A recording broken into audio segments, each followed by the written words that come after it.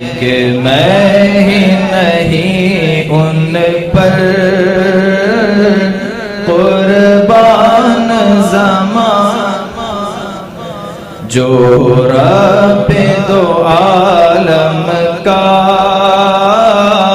محبوب یگانہ ہے، جو رب دو عالم کا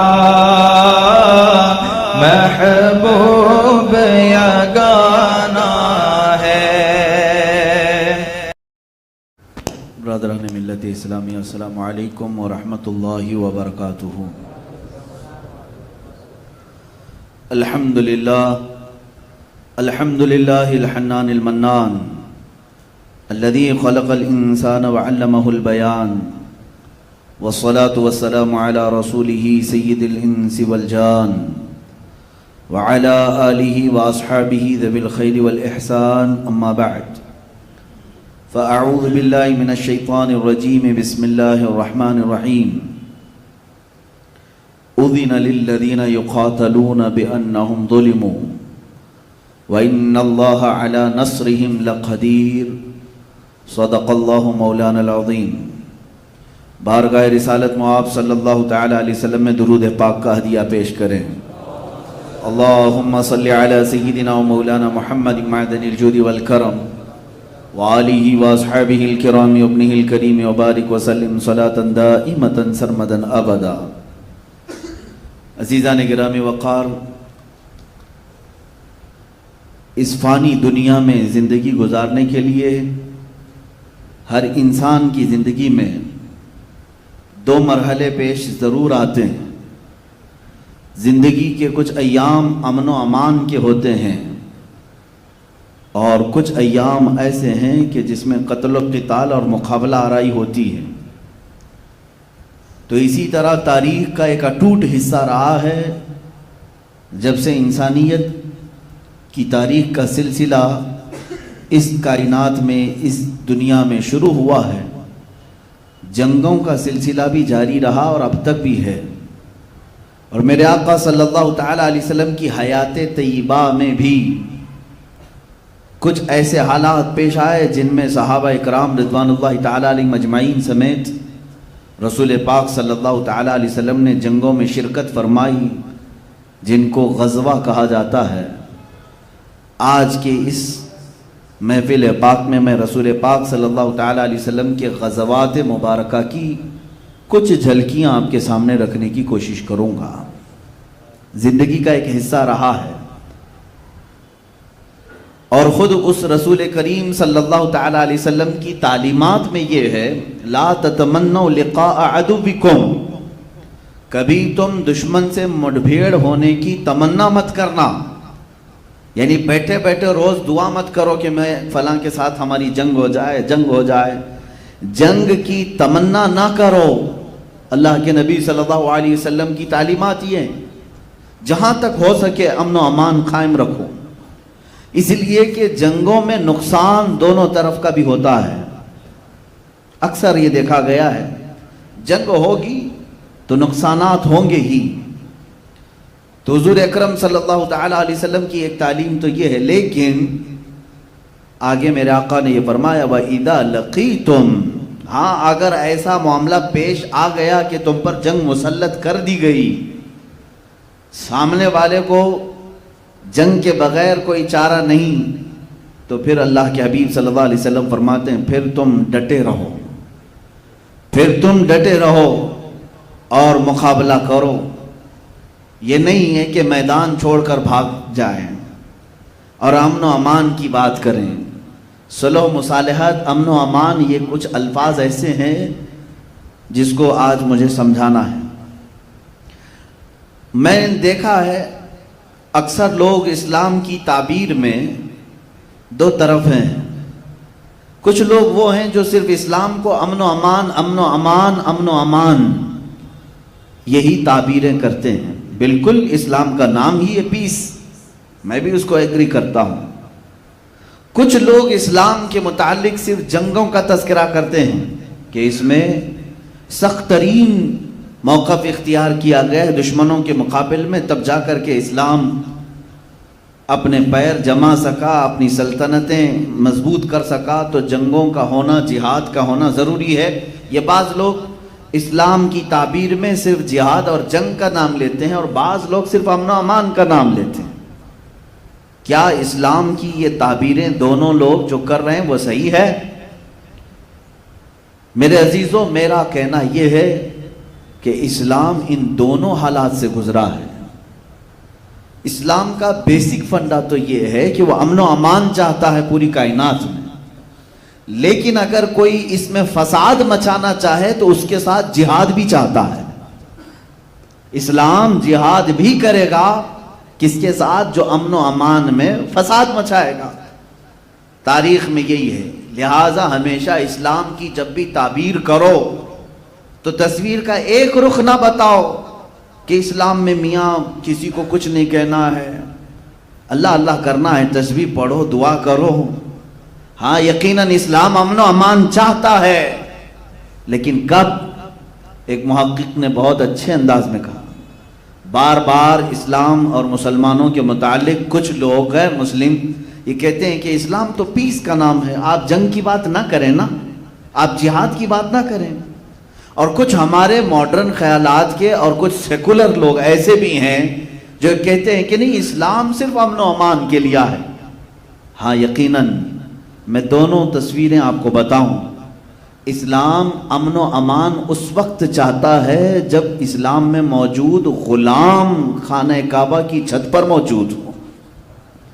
حضور پاک صلی اللہ تعالیٰ علیہ وسلم کو غلبہ حاصل ہوا مکہ کی فتح میں، تب حضور نے امن و امان قائم کیا ہے۔ امان وہ بہتر ہے جب تمہارے پاس غلبہ آ جائے، اور اس وقت تم لوگوں کو معاف کر رہے ہو، یہ امن و امان ہے۔ لیکن جب تمہیں کوئی دبا رہا ہے، جب کوئی تمہیں مار رہا ہے اور تم امن و امان کی بات کر رہے ہو، تو گویا کہ تم جان چھڑانے کی بات کر رہے ہو۔ میں اس کی ایک مثال آپ کے یہاں یوں بتاتا ہوں۔ اب ایک صبر کا لفظ ہے، آپ جانتے ہیں صبر کسے کہتے ہیں؟ سہ لینا، ہر چیز کو سہ لینا۔ اب کوئی 4 سال کا بچہ ہے، میرے ساتھ اس کا مقابلہ ہو رہا ہے۔ 4 سال کے بچے کو میں نے تھپڑ مارا، اور وہ 4 سال کا بچہ یہ کہتا ہے میں نے صبر کر لیا۔ میاں تیرے پاس صبر کے علاوہ چارہ کیا ہے؟ پلٹ کر مارنے کی طاقت بھی تو نہیں ہے۔ تو بڑے آدمی سے، طاقت والے آدمی سے اگر مار کھا کر کے خاموش رہے اور پھر یہ کہے میں صبر کر رہا ہوں، یہ صبر نہیں، یہ تیری مجبوری ہے، یہ مجبوری ہے۔ ہاں کب؟ وہ 4 سال کا بچہ مجھے تھپڑ لگا دے، مجھے تھپڑ لگا دے، میں بدلہ لینے کی طاقت رکھتا ہوں، باوجود اس کے میں نے اس کو معاف کر دیا۔ یہ ہے صبر۔ اس کو کیا کہتے ہیں؟ صبر۔ یہی اسلام چاہتا ہے کہ جب تمہارا غلبہ ہو اور تم دشمنوں کو معاف کر رہے ہو تو اسلام یہ امن و امان کی بات کرتا ہے۔ لیکن جب تمہارے ہر عضو پر بلکہ اسلامی شعار پر حملہ کیا جا رہا ہو اور تمہیں دبانے کی کوشش کی جا رہی ہو، مارنے کی کوشش کی جا رہی ہو، اور تم یہ کہو نہیں صبر کرنا ہے ہمیں، یہ صبر نہیں ہے، یہ تم مجبوری کو صبر کا سہارا لے رہے ہو۔ مجبوری کا نام صبر نہیں ہے۔ اسی طرح امن و امان اس کو نہیں کہتے۔ عزیزان گرامی وقار، رسول پاک صلی اللہ تعالیٰ علیہ وسلم کی حیات طیبہ میں 2 معاملات پیش آئے ہیں۔ آپ کی زندگی پاک جو 40 سال تک تھی، یہ اعلان نبوت سے پہلے کی زندگی ہے۔ حضور صلی اللہ تعالیٰ علیہ وسلم نے اعلان نبوت نہیں فرمایا تھا، لیکن جب آپ کی عمر پاک 40 سال کی ہوئی، اس وقت سے لے کر آپ کی وفات 63 سال تک کتنی عمر ہوئی؟ 23 سال۔ آپ کی عمر مبارکہ 40 سال سے لے کر 63 سال تک کی عمر کتنی ہوئی؟ 23 سال، 23 ایئرس۔ اس کو ہم 2 حصوں میں تقسیم کرتے ہیں، 2 حصوں میں تقسیم کرتے ہیں۔ حضور صلی اللہ تعالیٰ علیہ وسلم 40 سال سے لے کر 53 سال تک مکہ ہی میں رہے، 13 سال تک مکہ میں رہے اعلان نبوت کے بعد، اور جب آپ کی عمر مبارکہ 53 سال کی ہوئی، آپ نے ہجرت فرمایا مدینہ طیبہ کی طرف اور وہاں 10 سال قیام فرمایا، تو میں یہ 23 سال کو 2 حصوں میں تقسیم کرتا ہوں، تو 13 سالہ مکی دور ہے اور 10 سالہ مدنی دور ہے۔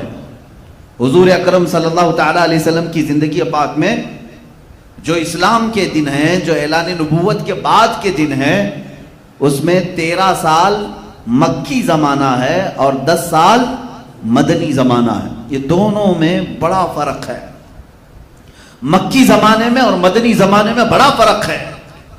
مکی زمانے میں حضور اکرم صلی اللہ تعالیٰ علیہ وسلم کو تبلیغ کا حکم تو تھا کہ آپ اپنے قریبی لوگوں کو اسلام کی دعوت دیں، اللہ کی طرف بلائیں۔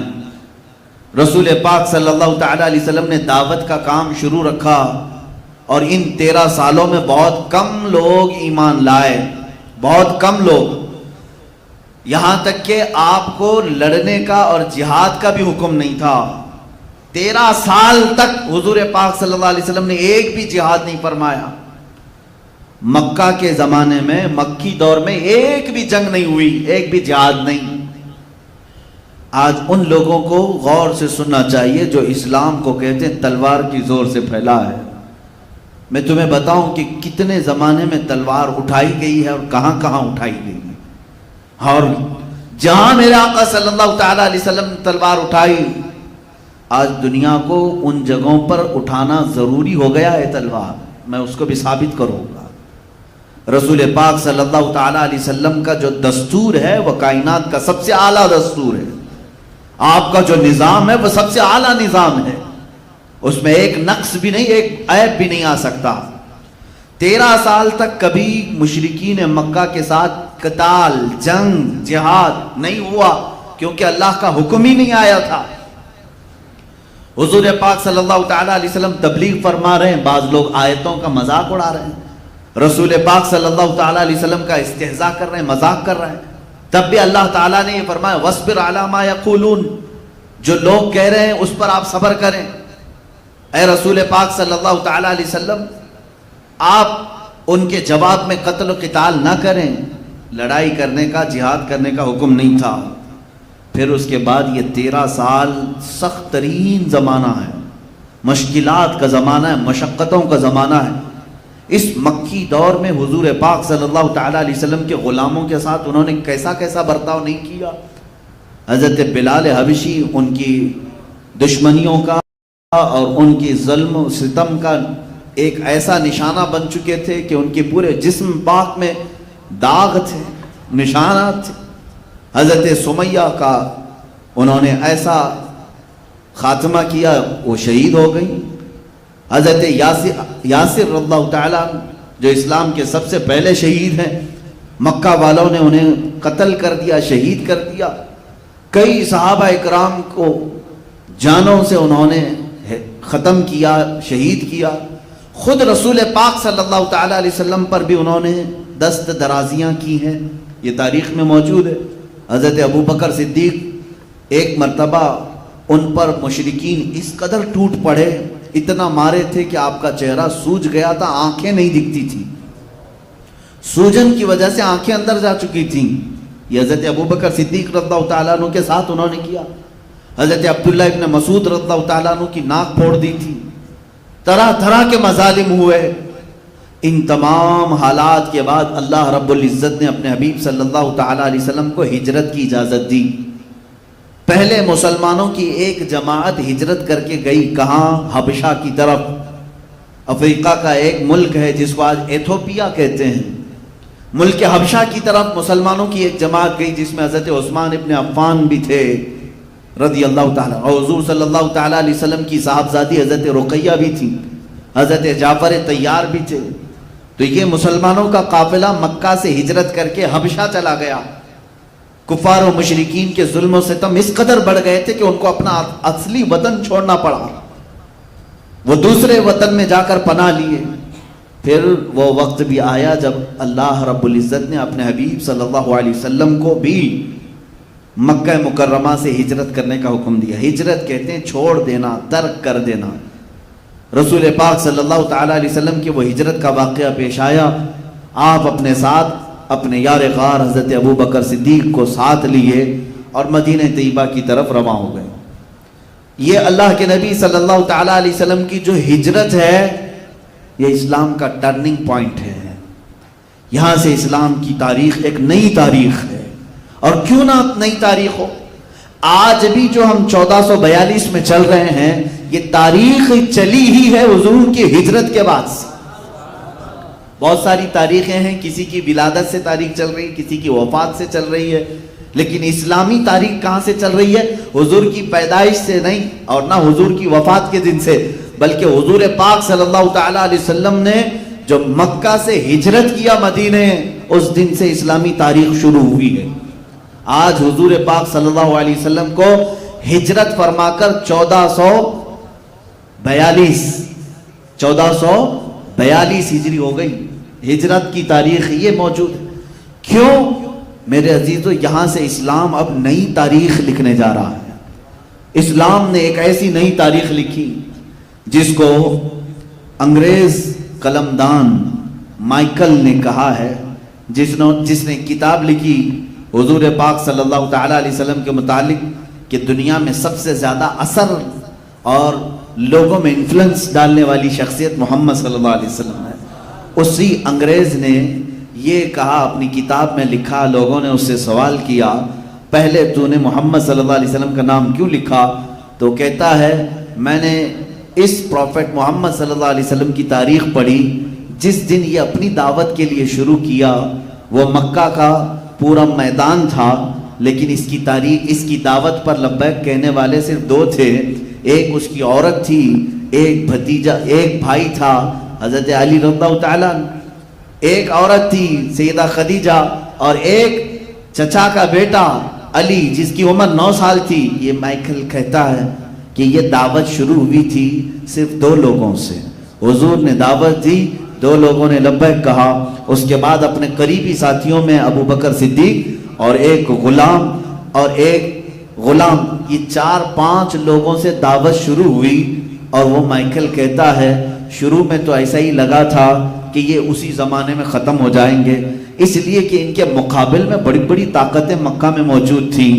ابو جہل مقابل میں ہے, ابو لہب مقابل میں ہے, ابو سفیان مقابل میں ہے. یہ سرداران قریش سب ایک جگہ ہیں جن کے ہاتھوں میں اس زمانے کی پارلیمنٹ ہے جہاں یہ لوگ بیٹھ کر کے فیصلے لیا کرتے تھے. تو کیا یہ 3 لوگ, 4 لوگ, 5 لوگ ان کا مقابلہ کر سکتے تھے؟ یہ مائیکل کہتا ہے 2 لوگوں سے شروع ہونے والی یہ دعوت میں نے آج کے زمانے میں دیکھا 1.5 ارب تک پہنچ چکی ہے. 150 کروڑ تک اس دعوت کو پھیلا دیا گیا. اور اگر یہ دعوت جھوٹی ہوتی تو 14 سینچریوں تک باقی بھی نہیں رہتی. آج تک یہ لمبی دعوت چل رہی ہے, اس کا مطلب ہے اس دعوت کے اندر ضرور کوئی سچائی موجود ہے. یہ میں نہیں کہہ رہا, ایک انگریز قلمدان جس نے تاریخ لکھی ہے, بڑی بڑی شخصیات کی. عزیزان گرامی وقار, یہ ہجرت میرے آقا صلی اللہ تعالیٰ علیہ وسلم کی ایک ایسا اثر دکھاتی ہے.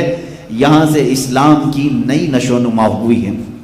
اسلام کی بہترین جو سیاست ہے, جو اسلام کی سلطنت کہیں, خلافت ہے, یا اللہ رب العزت کے قوانین کا نفاذ ہے, یہ ہجرت کے بعد ہو سکا ہے. ہجرت زندگی میں کچھ چیزوں کو چھوڑنے کو کہتے ہیں, لیکن جب بندہ کچھ چھوڑتا ہے تو اللہ اس کو بہت کچھ اس کے بدلے میں دیتا بھی. حضور پاک صلی اللہ تعالیٰ علیہ وسلم ہجرت فرما کر جب مدینہ طیبہ تشریف لائے, اب یہاں پر جو حالات تھے وہ مکہ جیسے حالات نہیں تھے. مدینہ نرم دل لوگوں کی زمین تھی, وہاں پر لوگوں نے استقبال کیا تھا. اللہ کے حبیب صلی اللہ تعالیٰ علیہ وسلم جب تشریف لائے, آج بھی حدیث کی کتابوں میں موجود ہے, حضور پاک صلی اللہ تعالیٰ علیہ وسلم کے آنے سے تقریباً 6 یا 7 دن پہلے ہی مدینے کی گلیوں میں یہ بات مشہور ہو چکی تھی کہ محمد صلی اللہ علیہ وسلم مکہ چھوڑ کر مدینے آ رہے ہیں. آلریڈی وہاں پر 100 سے زیادہ گھروں میں اسلام موجود تھا حضور صلی اللہ تعالیٰ علیہ وسلم کے آنے سے پہلے, کیونکہ حضور جب دعوت شروع فرما چکے تھے مکہ میں تو مدینے سے قافلے آتے تھے حج کے لیے, اور وہ حضور پر ایمان لاتے تھے, واپس جاتے اپنے شہر میں پھر تبلیغ کرتے.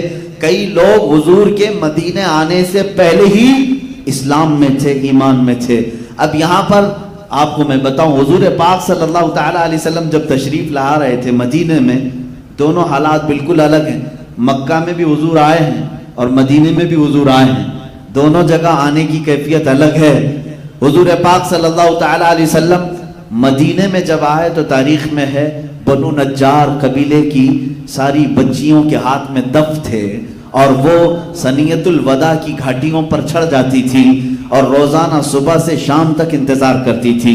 جس دن حضور پاک صلی اللہ تعالیٰ علیہ وسلم اپنے رفیق سفر صدیق اکبر کے ساتھ قباء کی طرف سے نمودار ہوئے، جلوہ بار ہوئے، مدینے کی خوشیوں کا حال یہ تھا، حدیث میں موجود ہے، ساری مدینے کی عورتیں اپنے گھروں کے چھتوں پر چڑھ گئیں، مرد حضرات اپنی گلیوں میں اور راستوں پر نکل آئے، اور چھوٹے بچیاں اور کچھ نوجوان جو جنگی لباس پہنے ہوئے تھے، تلوار بھی ان کے ہاتھ میں تھے، نیزے بھی ان کے ہاتھ میں تھے، اور وہ جو ان کے آڑ کے لیے جو ڈھال ہوتے تھے تو تلواروں کو ڈھال سے بجاتے بجاتے سنیت الوداع کی گھاٹیوں تک پہنچ گئے، اور سب بیک زبان کہتے تھے طلع البدر علینا من ثنیات الوداع وجب الشکر علینا ما دعا للہ داعی۔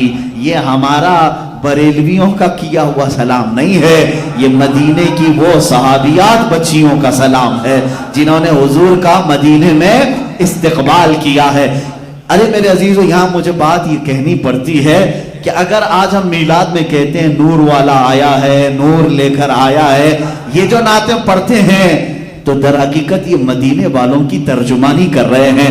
انہوں نے بھی حضور کا استقبال کیا تھا اور یہ کہا تھا اللہ والا ہمارے شہر میں آیا ہے۔ انہوں نے تو بڑی بات کہی تھی، طلع البدر علینا، انہوں نے کہا 14ویں کا چاند ہم پر طلوع ہو گیا ہے۔ من ثنیات الوداع، وداع یہ سنیت الوداع کی گھاٹیوں سے 14ویں کا چاند ہم پر طلوع ہو گیا ہے۔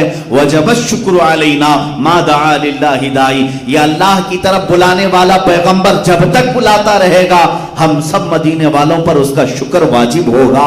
یہ بچیاں پڑھ رہی تھیں۔ اب مجھے یہاں سمجھ میں آیا، بعض لوگ یہ کہتے ہیں جب حضور پیدا ہوئے تھے تو کوئی میلاد نہیں منائے تھے مکہ میں، ہے نا؟ حضور جب پیدا ہوئے تھے میلاد مکہ والوں نے نہیں منایا، آپ کیوں منا رہے ہیں؟ تو جواب میں آپ یہ کہیں جب حضور مکہ میں پیدا ہوئے تھے تب مسلمان تھے کہاں؟ حضور نے تو 40 سال کے بعد اعلان کیا ہے، نہیں، حضور نے 40 سال بعد اعلان فرمایا۔ مکہ میں حضور پاک صلی اللہ تعالیٰ علیہ وسلم جس وقت جلوہ گر ہوئے تھے، خوشیاں منائی گئی، اور بات ہے کہ تمہاری آنکھیں نہیں دیکھتی، اس وقت تو جبرائیل امین خوشی منا رہے تھے، ملائکہ خوشیاں منا رہے تھے۔ لیکن اگر تم دنیاوی باتیں کرتے ہو ظاہری طور پر تو میں مانتا ہوں مکہ والوں نے خوشیاں نہیں منائی تھی، اس لیے کہ وہاں سب کافر تھے، اکثر کافر تھے، مشرکین تھے۔ لیکن مجھے یہ بتاؤ مدینے جب وہ رسول آئے تھے تو خوشیاں منائی گئی تھی کہ نہیں؟ اس لیے کہ مدینے میں پہلے سے مسلمان موجود تھے۔ پتہ یہ چلا رسول آنے کے وقت خوشیاں صرف اسلام والے مناتے ہیں، جن کے ہاں ایمان ہے وہ خوشیاں مناتے ہیں۔ کفر و شرک جہاں پہلے سے ہو ان کو میلاد سے کیا غرض ہے؟ رسول پاک کی ولادت سے کیا غرض ہے؟ کل ہی ایک صاحب نے مجھ سے پوچھا میلاد منانا کہاں لکھا ہوا ہے؟ میں نے کہا سنیوں کی قسمت میں لکھا ہوا ہے۔ کہاں لکھا ہوا ہے؟ سنیوں کی قسمت میں لکھا ہوا ہے، اس لیے کہ ہم نے تاریخ میں دیکھا ہے کہ جب رسول مکہ میں آئے تو وہاں قسمت والے ایمان والے نہیں تھے، اس لیے ہو سکتا ہے انہوں نے ظاہری خوشی نہیں منائی، لیکن مدینے والوں کی قسمت میں تو ایمان تھا۔ جب رسول نمودار ہو رہے تھے، ارے میاں انہوں نے تو دف بجا بجا کر کے اپنے نبی کا استقبال کیا، تم تو صرف ہمارے جھنڈوں پر اعتراض کرتے ہو۔ ابھی تو ہم نہ ڈھول اٹھائے ہیں نہ دف اٹھائے ہیں، مدینے والی بچیاں دف بجا کر کے میرے نبی کا استقبال کر رہی تھی، اور میرے آقا نے اگر یہ بدعت اور شرک ہوتی تو مدینے والوں کو کہتے لے جاؤ اپنے دف اندر، یہ سب کیا کر رہے ہو؟ بلکہ صدیق اکبر فرماتے ہیں حضور نے خوشی کا اظہار فرمایا۔ پتہ یہ چلا میلاد منانے والوں سے میرے آقا بھی راضی ہوتے ہیں، حضور پاک صلی اللہ تعالیٰ علیہ وسلم راضی، اور کیوں نہ ہو قرآن پاک میں۔ بہرحال یہ ٹاپک میرا نہیں ہے یار، میں انشاءاللہ العزیز میلاد کی شب ضرور عرض کروں گا کہ میلاد ہم کیوں مناتے ہیں.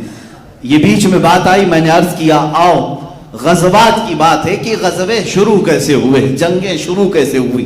13 سال کے زمانے میں حضور کے مکی دور میں کوئی غزوہ نہیں, کوئی جنگ نہیں, کوئی جہاد نہیں. مدینہ طیبہ جب تشریف لائے, استقبال عالی شان, جاتے ہی میرے آقا صلی اللہ تعالی علیہ وسلم مہمان بنے حضرت ابو ایوب انصاری کے گھر, اور ان کے گھر تقریباً 7 یا 8 مہینے تک قیام فرمایا. لیکن رسول پاک صلی اللہ تعالی علیہ وسلم نے اپنا گھر نہیں بنایا. سب سے پہلے مدینے میں جاتے ہی حضور صلی اللہ علیہ وسلم نے اعلان فرمایا کہ یہ نئی زمین میں سب سے پہلے اللہ کا گھر بنایا جائے, مسجد بنائی جائے. اس کا مطلب یہ ہے کہ اسلام کی سب سے پہلی پارلیمنٹ مسجد ہوا کرتی ہے, مسجد ہے. حضور پاک صلی اللہ علیہ وسلم نے فرمایا تو مسجد کے لیے وہ جگہ منتخب کی گئی جہاں آج مسجد نبوی شریف ہے. یہ جس کی زمین تھی انہوں نے مفت میں ہدیہ کیا, حضور پاک صلی اللہ تعالی علیہ وسلم نے لیا, لیکن یہ 2 یتیموں کی تھی, اس کی قیمت حضور نے ادا فرمائی. کہا کہ یہ یتیموں کا حق ہے, اسے ہدیتاً یعنی مفت میں نہ لیا جائے, اس کی قیمت ادا کی گئی. مسجد نبوی شریف کی جو قیمت ادا ہوئی کس کا مال تھا؟ حضرت ابوبکر صدیق کا مال تھا. حضرت ابوبکر صدیق کے مال سے مسجد نبوی کی جو جگہ ہے وہ خریدی گئی اور اس پر مسجد نبوی تعمیر ہوئی. یہ بھونکتے ہیں صدیق اکبر کی شان میں, شیعہ رافضی صدیق اکبر کی شان میں غلیظ مغلظات بکتے ہیں. ابھی تو پاکستان کی سرزمین پر ایک کھٹمل نے سیدنا ابوبکر صدیق رضی اللہ تعالیٰ عنہ کو کافر بھی کہا, معاذ اللہ رب العالمین. اس ذلیل و بدکار آدمی کو دنیا میں بھی اللہ ذلت سے رکھے گا اور آخرت میں بھی وہ ذلیل ہوگا انشاءاللہ.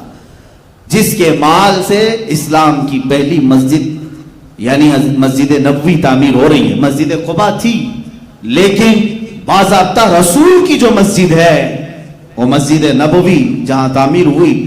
اس کے بعد حضور پاک صلی اللہ تعالی علیہ وسلم نے ہجرت کے بعد جو سب سے پہلا نظام قائم کیا, میں آپ کو بتاتا ہوں, ایک نیا ملک جب کوئی قائم کر رہا ہوتا ہے سب سے پہلی ضروریات اس کی کیا ہوتی ہیں؟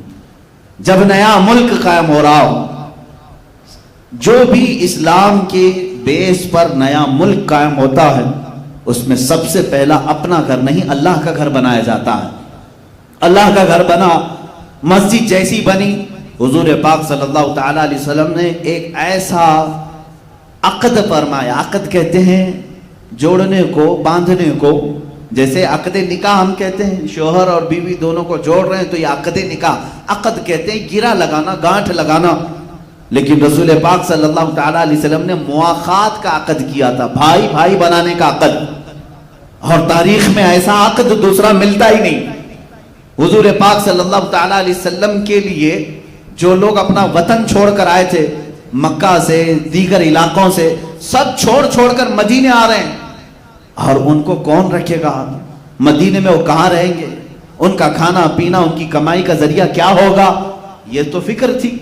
تو مدینے میں جو لوگ موجود تھے وہ انصار صحابہ, اور جو ہجرت کر کے آئے جو مہاجرین صحابہ, سب کو جمع کیا میرے آقا صلی اللہ علیہ وسلم نے. اور اس مجلس میں صبح سے شام تک میرے آقا نے کیا فرمایا؟ ایک مہاجر صحابی کو اٹھاتے, ایک انصار صحابی کو اٹھاتے, دونوں کا ہاتھ جمع کرتے اور کہتے آج سے تم دونوں بھائی ہو. اس طرح دونوں کے بھائی چارگی کا سلسلہ شام تک جاری رہا.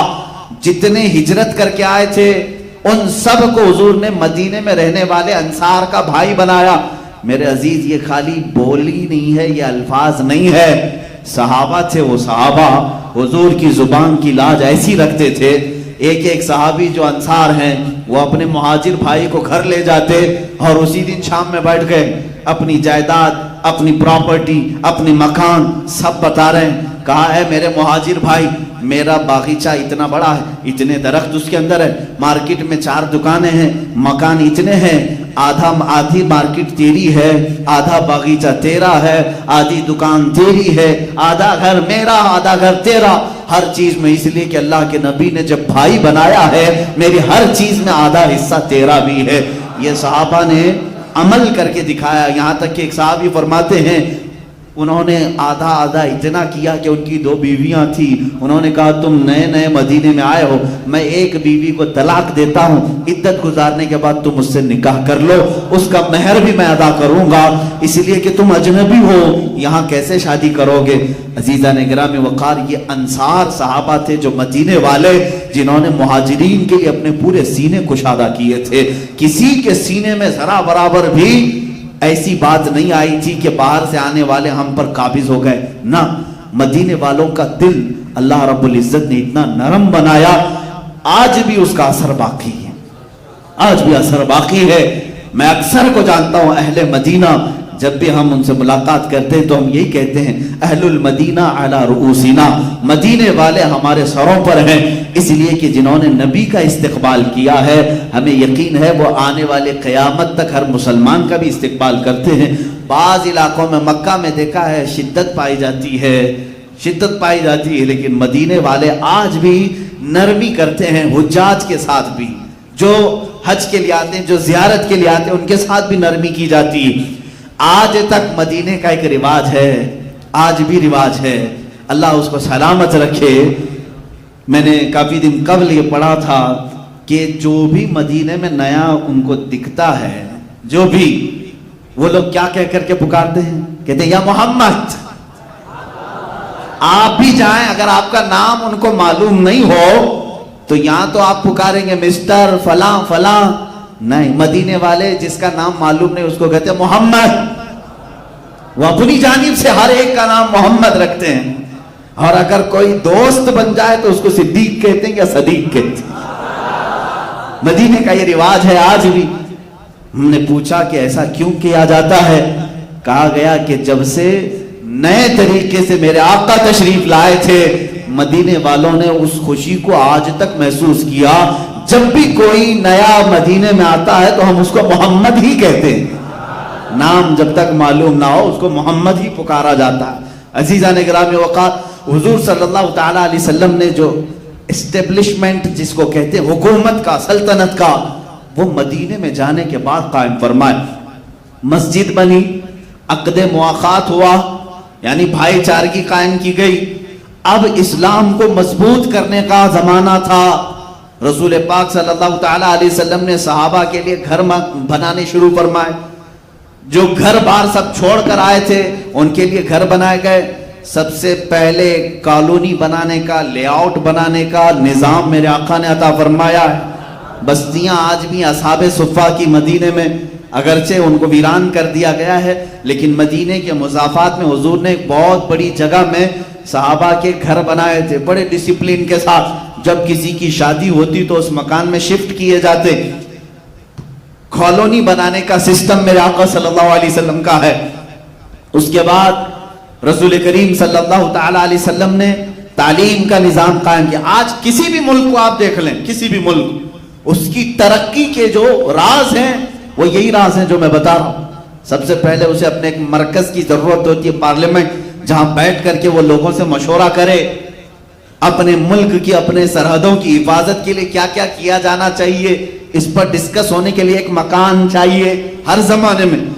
اور بادشاہ بھی اپنے محلات بناتے تھے میٹنگ کے لیے, لیکن میرے آقا صلی اللہ تعالیٰ علیہ وسلم نے اسلام کی مضبوطی کے لیے جس چیز کو پارلیمنٹ بنایا وہ مسجد ہی تھی. اللہ کے گھر سے سارے کام ہو رہے تھے. اب یہاں پر حضور پاک صلی اللہ علیہ وسلم نے تعلیم کا نظام قائم کیا. تعلیم کا نظام تو ایسے کہ اللہ اکبر, وہ دنیا کی سب سے بڑی یونیورسٹی ہوگی جہاں شاگرد صحابہ ہیں, استاد رسول اللہ ہیں. میرے آقا صلی اللہ تعالیٰ علیہ وسلم انہیں ہر چیز کا علم دیتے رہے, صحابہ بھر بھر کر پیتے رہے, علم کی سوغات لیتے رہے. یہ تمام نظام قائم کس لیے کیا؟ امن و امان کے لیے کیا. جب میرے آقا صلی اللہ تعالیٰ علیہ وسلم آئے, پھر اس کے بعد زراعت کے اصول, باغیچہ, شجر کاری, یہ سب میرے آقا نے فرمایا. کھجوروں کے باغیچے, خود یہاں تک کہ اپنے ہاتھ سے میرے آقا صلی اللہ علیہ وسلم نے باغیچے میں درخت لگائے. شجر کاری کا منصوبہ میرے آقا صلی اللہ تعالیٰ علیہ وسلم کا تھا. اور اس کے بعد غلام آزاد کرنے کی تلقین فرمائی. جس کے پاس جو غلام ہے وہ آزاد کرے, اس لیے کہ اسلام غلامی کے دور میں نہیں رہنا چاہتا. یہ وہ زمانہ تھا جب انسانوں کو غلام بنایا جاتا تھا. مثال کے طور پر اگر آپ کسی کے غلام ہیں تو آپ کو چھٹکارا نہیں، جب تک مالک جو خدمات لیتا رہے آپ کو کرنا ہوگا. اور آزاد کرنے کا نظام بھی تھا کہ اگر اس مالک نے کہہ دیا جا تو آج سے آزاد ہے تو پھر اب آزاد آدمی پر کوئی دوسرا ڈورا ڈال نہیں سکتا تھا. لیکن غلام بازار میں بیچے جاتے تھے، ان کی بولیاں لگتی تھیں، باندیاں بھی بیچی جاتی تھیں. اسلام کے شروع میں بھی یہ چلا، لیکن رسول کریم صلی اللہ تعالیٰ علیہ وسلم کی تعلیمات نے اس کو دھیرے دھیرے ختم فرمایا. کیسے؟ دیکھیں اسلام کے کئی احکام ہیں. روزہ ٹوٹ گیا، گناہ تم سے ہوا، اللہ فرما رہا ہے ایک غلام آزاد کر دو. کفارے میں غلام آزاد کر دو. قسم کھایا توڑ دیا، اللہ فرما رہا ہے غلام آزاد کر دو.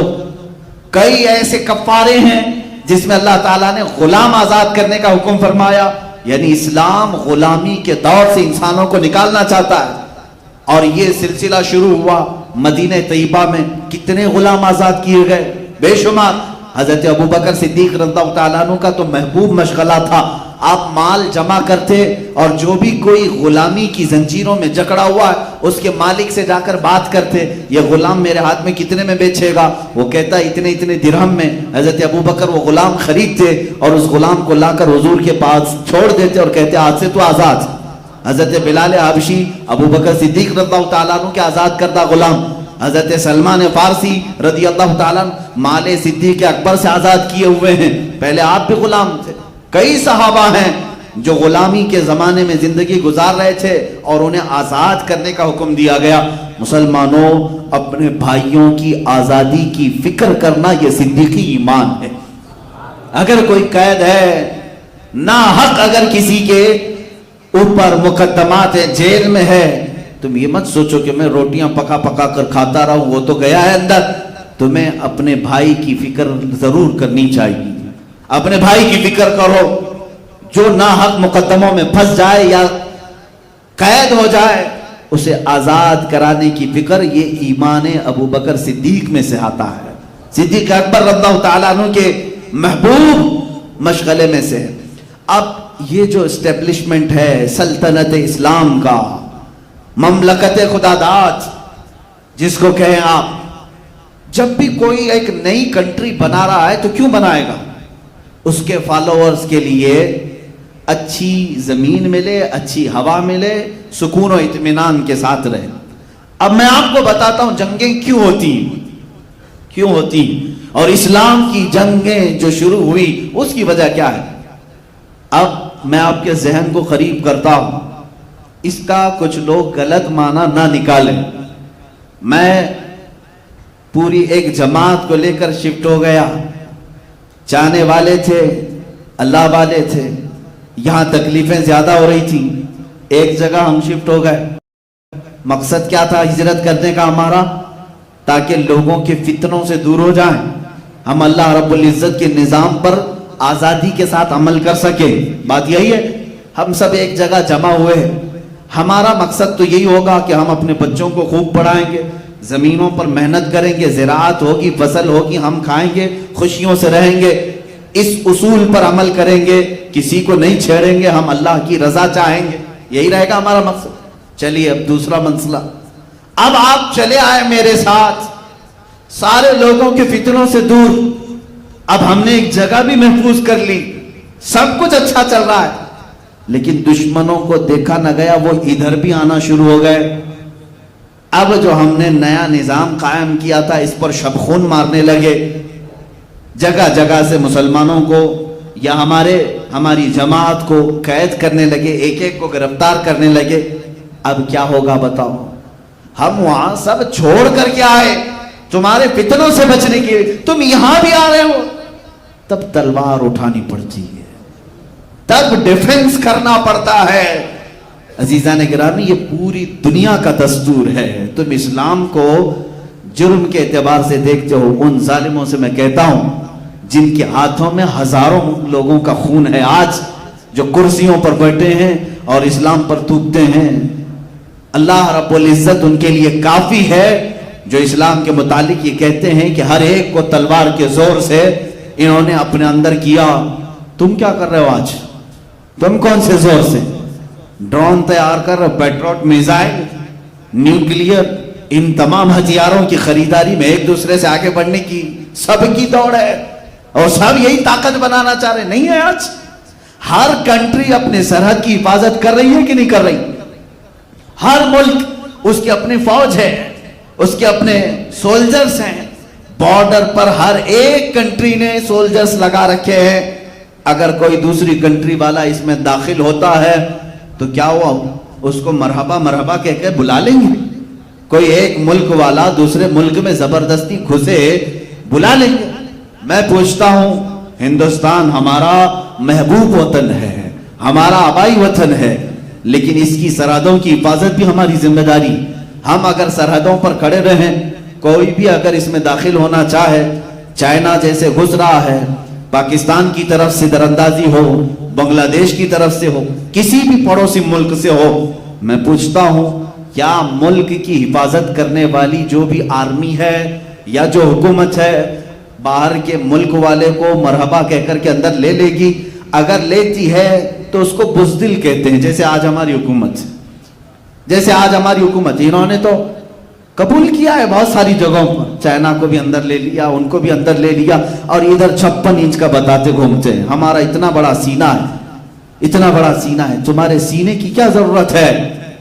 عزیزان گرامی وقار, کوئی بھی ملک کسی بھی ملک کی دراندازی کو ایکسپٹ نہیں کرتا. یہی اسلام نے کیا.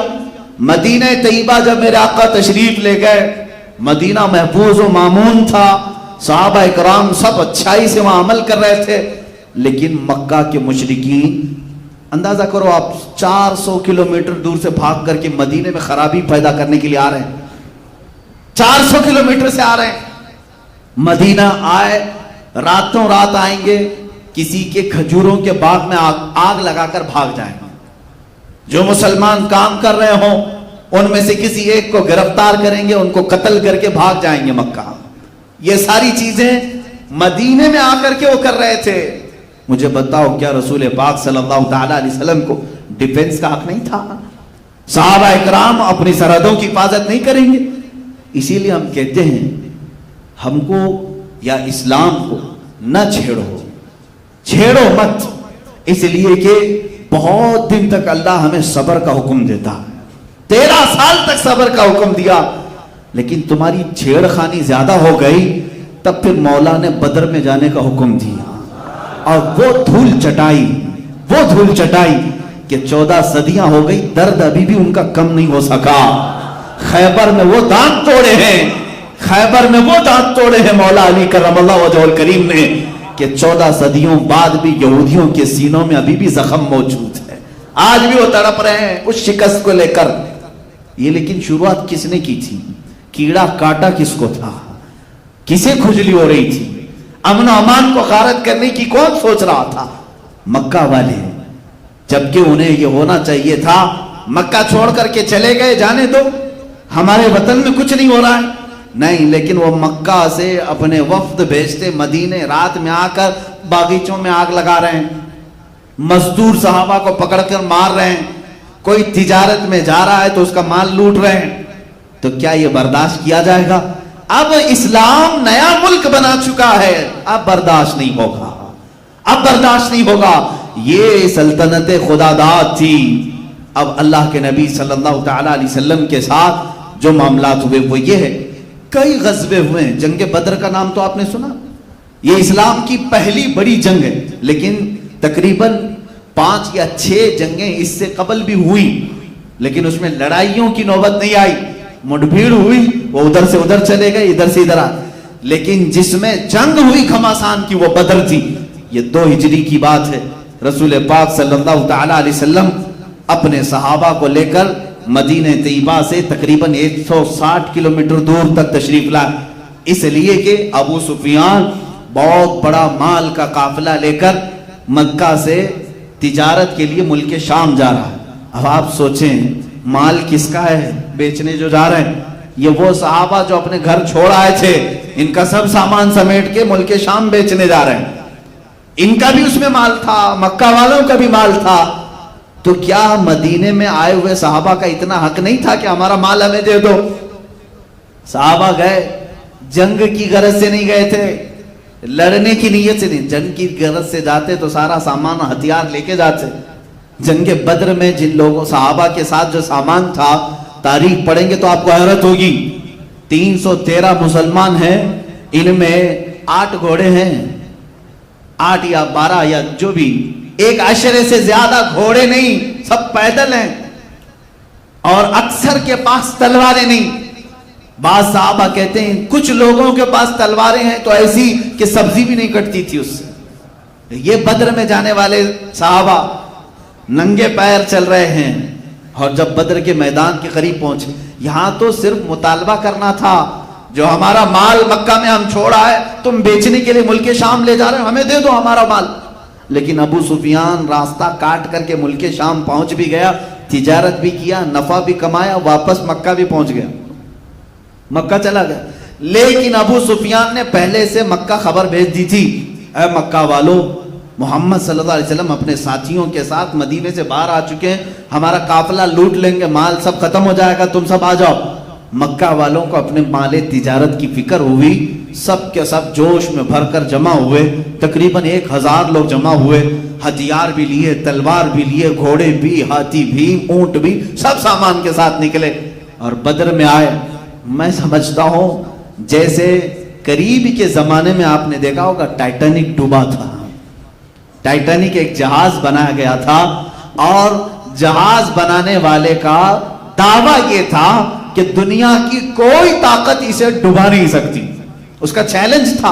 और जानते हैं इतना बड़ा जहाज था जिसमें हजारों लोग सवार थे, उस टाइटैनिक के बनाने वाले या कैप्टन ने दावा करके, जो छोटी कश्तियां रखी जाती हैं, हम भी सफर किए हैं, छोटी छोटी कश्तियां बड़ी जहाज के इर्द गिर्द रखी जाती, क्यों, अगर इमरजेंसी आ जाए कुछ भी तो ये छोटी कश्तियों में बैठ करके लोग समंदर से बाहर निकलने की कोशिश करते हैं। उसने वो छोटी कश्तियों भी रखने को मना कर दिया था, टाइटैनिक नहीं डूबेगा, उसे कहा भी गया था। और उसके बाद दुनिया की तारीख ने देखा है, वो आइस से टकराया और तकरीबन आधे लोगों की मौत हुई, तकरीबन 1500 के करीब लोग मरे उसमें।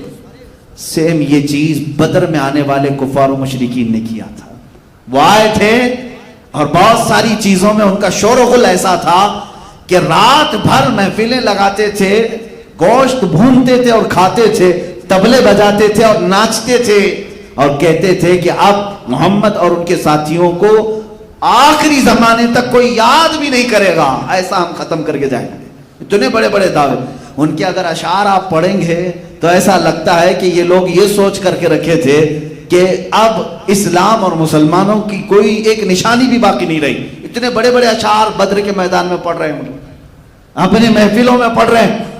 लेकिन इधर रसूल पाक सल्लल्लाहु तआला अलैहि वसल्लम 313 निहत्ते सहाबा के साथ क्या कर रहे हैं? रात के वक्त सहाबा ने देखा आका 1000 से ज्यादा तादाद में हथियार से लेस हैं और वो हमारे मुकाबिल में आए हैं। उसमें ऐसे नहीं कि छोटे पोटे सब, बल्कि बड़े बड़े पहलवान वो जमा करके लाए। हुजूर पाक सल्लल्लाहु तआला अलैहि वसल्लम के साथ जो सहाबा हैं, ये फाका कश निहत्ते हैं, भूख के मारे। हुजूर सल्लल्लाहु अलैहि वसल्लम की बारगाह में सबों ने अर्ज किया, मेरे आका ने फरमाया यहां मैदान तक आना हमारा काम था, मैदान तक निकल कर आना हमारा काम था, इसके बाद फतह दिलाना मौला का काम। तुम कायम रहो, तुम कायम रहो। और रात के वक्त मेरे आका दुआ यूं फरमाते हैं, ए बारे इलाहा, ये मुसलमान फौज जो तेरे कलमे को कायम करने के लिए निकली है, अगर तूने इसे फतह ना दी तो फिर कयामत तक तेरा सजदा करने वाला कोई नहीं आएगा। हुजूर पाक सल्लल्लाहु तआला अलैहि वसल्लम की ये शान मुनाजात देखें, अल्लाह से यूं दुआ कर रहे हैं और उसके बाद खुद लकड़ी लेकर के सहाबा को कह भी रहे हैं कि देखना यहाँ फला मरेगा, फला मरेगा, फला मरेगा। क्यों? सहाबा के दिल बंधाने के लिए, तसल्ली देने के लिए। हुजूर ने जिन लोगों के मरने की एक दिन पहले इत्तला दी थी वो बड़े बड़े जर्नैल थे, सिपह सालार थे। सहाबा में जब ये बात मशहूर हो गई, हुजूर ने लकीर खींच दी है। सहाबा ने कहा बड़े बड़े ही जा रहे हैं तो बाकी को फिर हम निपट लेंगे।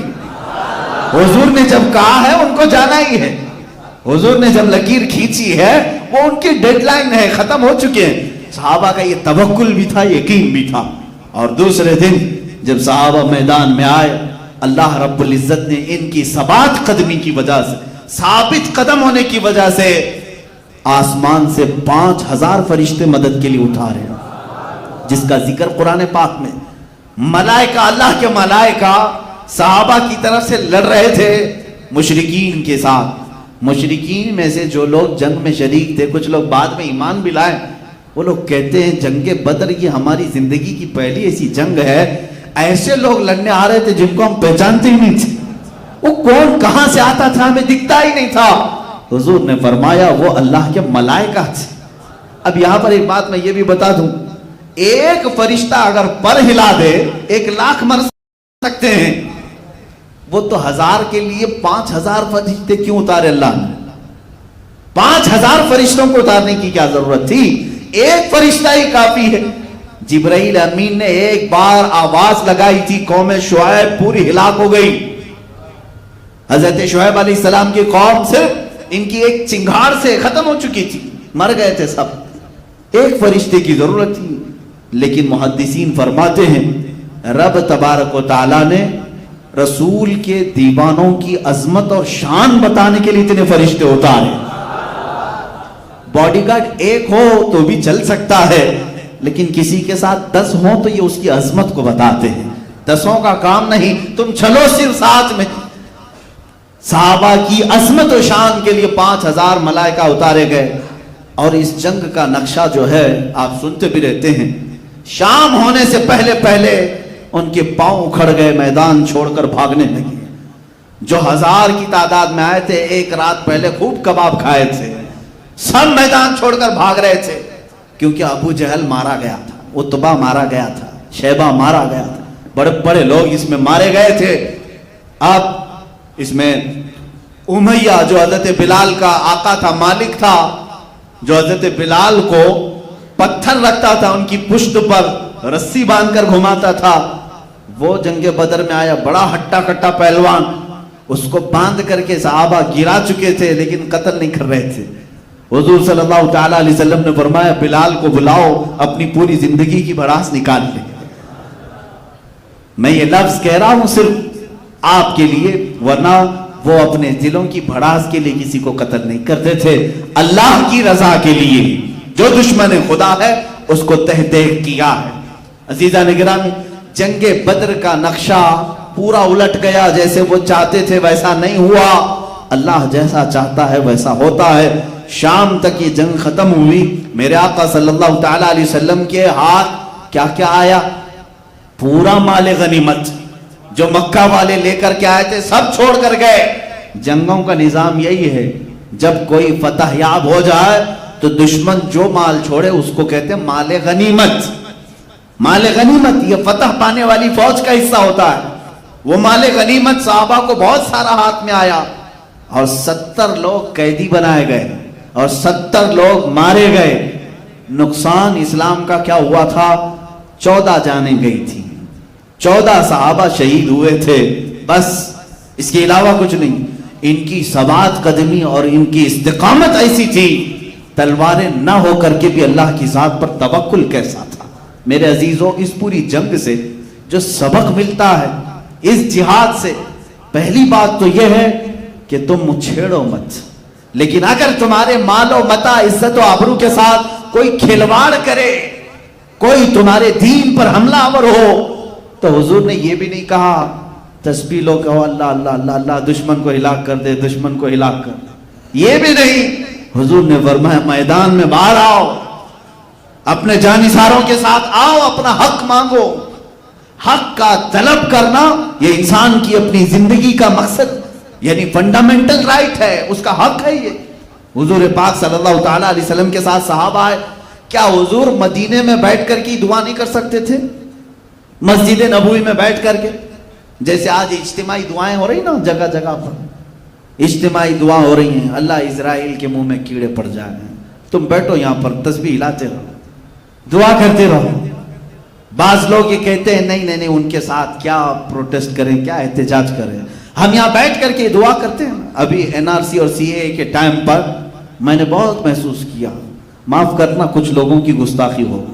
کچھ لوگ روزہ رکھنے کی تلقین کر رہے تھے, اچھی بات ہے, جمعرات روزہ رکھو, NRC ختم ہو جائے, تسبیح پڑھو, یہ فلاں تسبیح بہت اثر ہے, یہ جلالی ذکر ہے, ذکر کرو, سب ختم ہو جائے.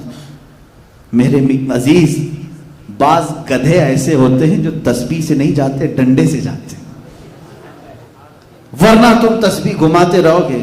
میں نے ایک عالم صاحب کے متعلق سنا تھا, مولانا صاحب ایک کھیت بوئے ہیں, فصل ہو گئی, گدھا آ جاتا تھا, فصل کھاتا تھا. اب حضرت تسبیح لے کر بیٹھتے تھے, دعا کرتے تھے, اللہ گدھے کو دور کر دے, گدھے کو دور کر دے.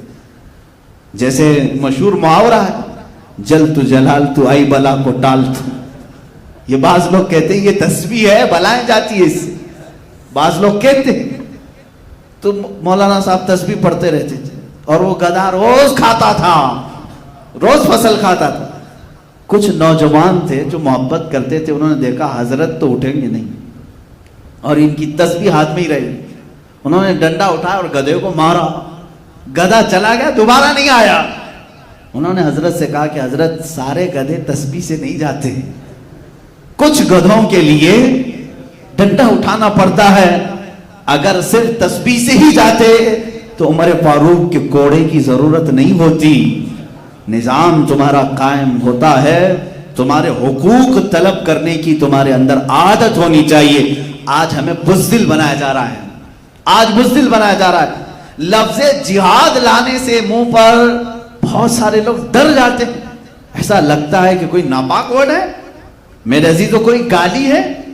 یہ ایک پوتر لفظ ہے, مقدس لفظ ہے, اور پوری دنیا کو اصل میں کہتا ہوں جہاد رسول پاک صلی اللہ علیہ وسلم نے کر کے دکھایا ہے کہ اپنے ملک کی حفاظت کیسے ہوتی ہے, اپنے ملک کی حفاظت کیسے ہوتی ہے, یہ حضور سے لوگوں نے سیکھا ہے.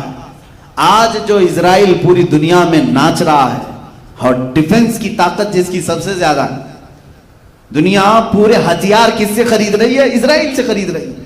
کہتے ہیں اس کا ڈیفنس کا جو پاور ہے وہ بہت زیادہ سخت ہے, اس پر کوئی اٹیک نہیں کرے گا. میں آپ کو تاریخ بتاؤں, 1965 یا 1955 کی بات, اسرائیل کا شروع کا دور ہے یہ. اس وقت جو وہاں کی ایک پرائم منسٹر تھی, اس سے واشنگٹن کے ایک نیوز رپورٹر نے ایک انٹرویو لیا تھا, کیونکہ اس کی پالیسی کیا تھی, اس زمانے میں اسرائیل میں کرائسس چل رہے تھے, قحط تھا, لوگوں کے پاس مال کم, جاب نہیں تھے, اتنی ترقی یافتہ نہیں تھا. لیکن وہ پرائم منسٹر جو لیڈی تھی وہ امریکہ سے ہتھیار خرید رہی تھی, ڈیفنس کے سامان خرید رہی تھی. تو ملک میں اس کے خلاف ایک لہر چل رہی تھی, جو اپوزیشن تھے وہ سب اٹھ کھڑے تھے. اس زمانے میں جب ملک میں کرائسس ہیں, ڈیفنس کے لیے خریدنے کی کیا ضرورت, پھر بھی اس نے خریدا.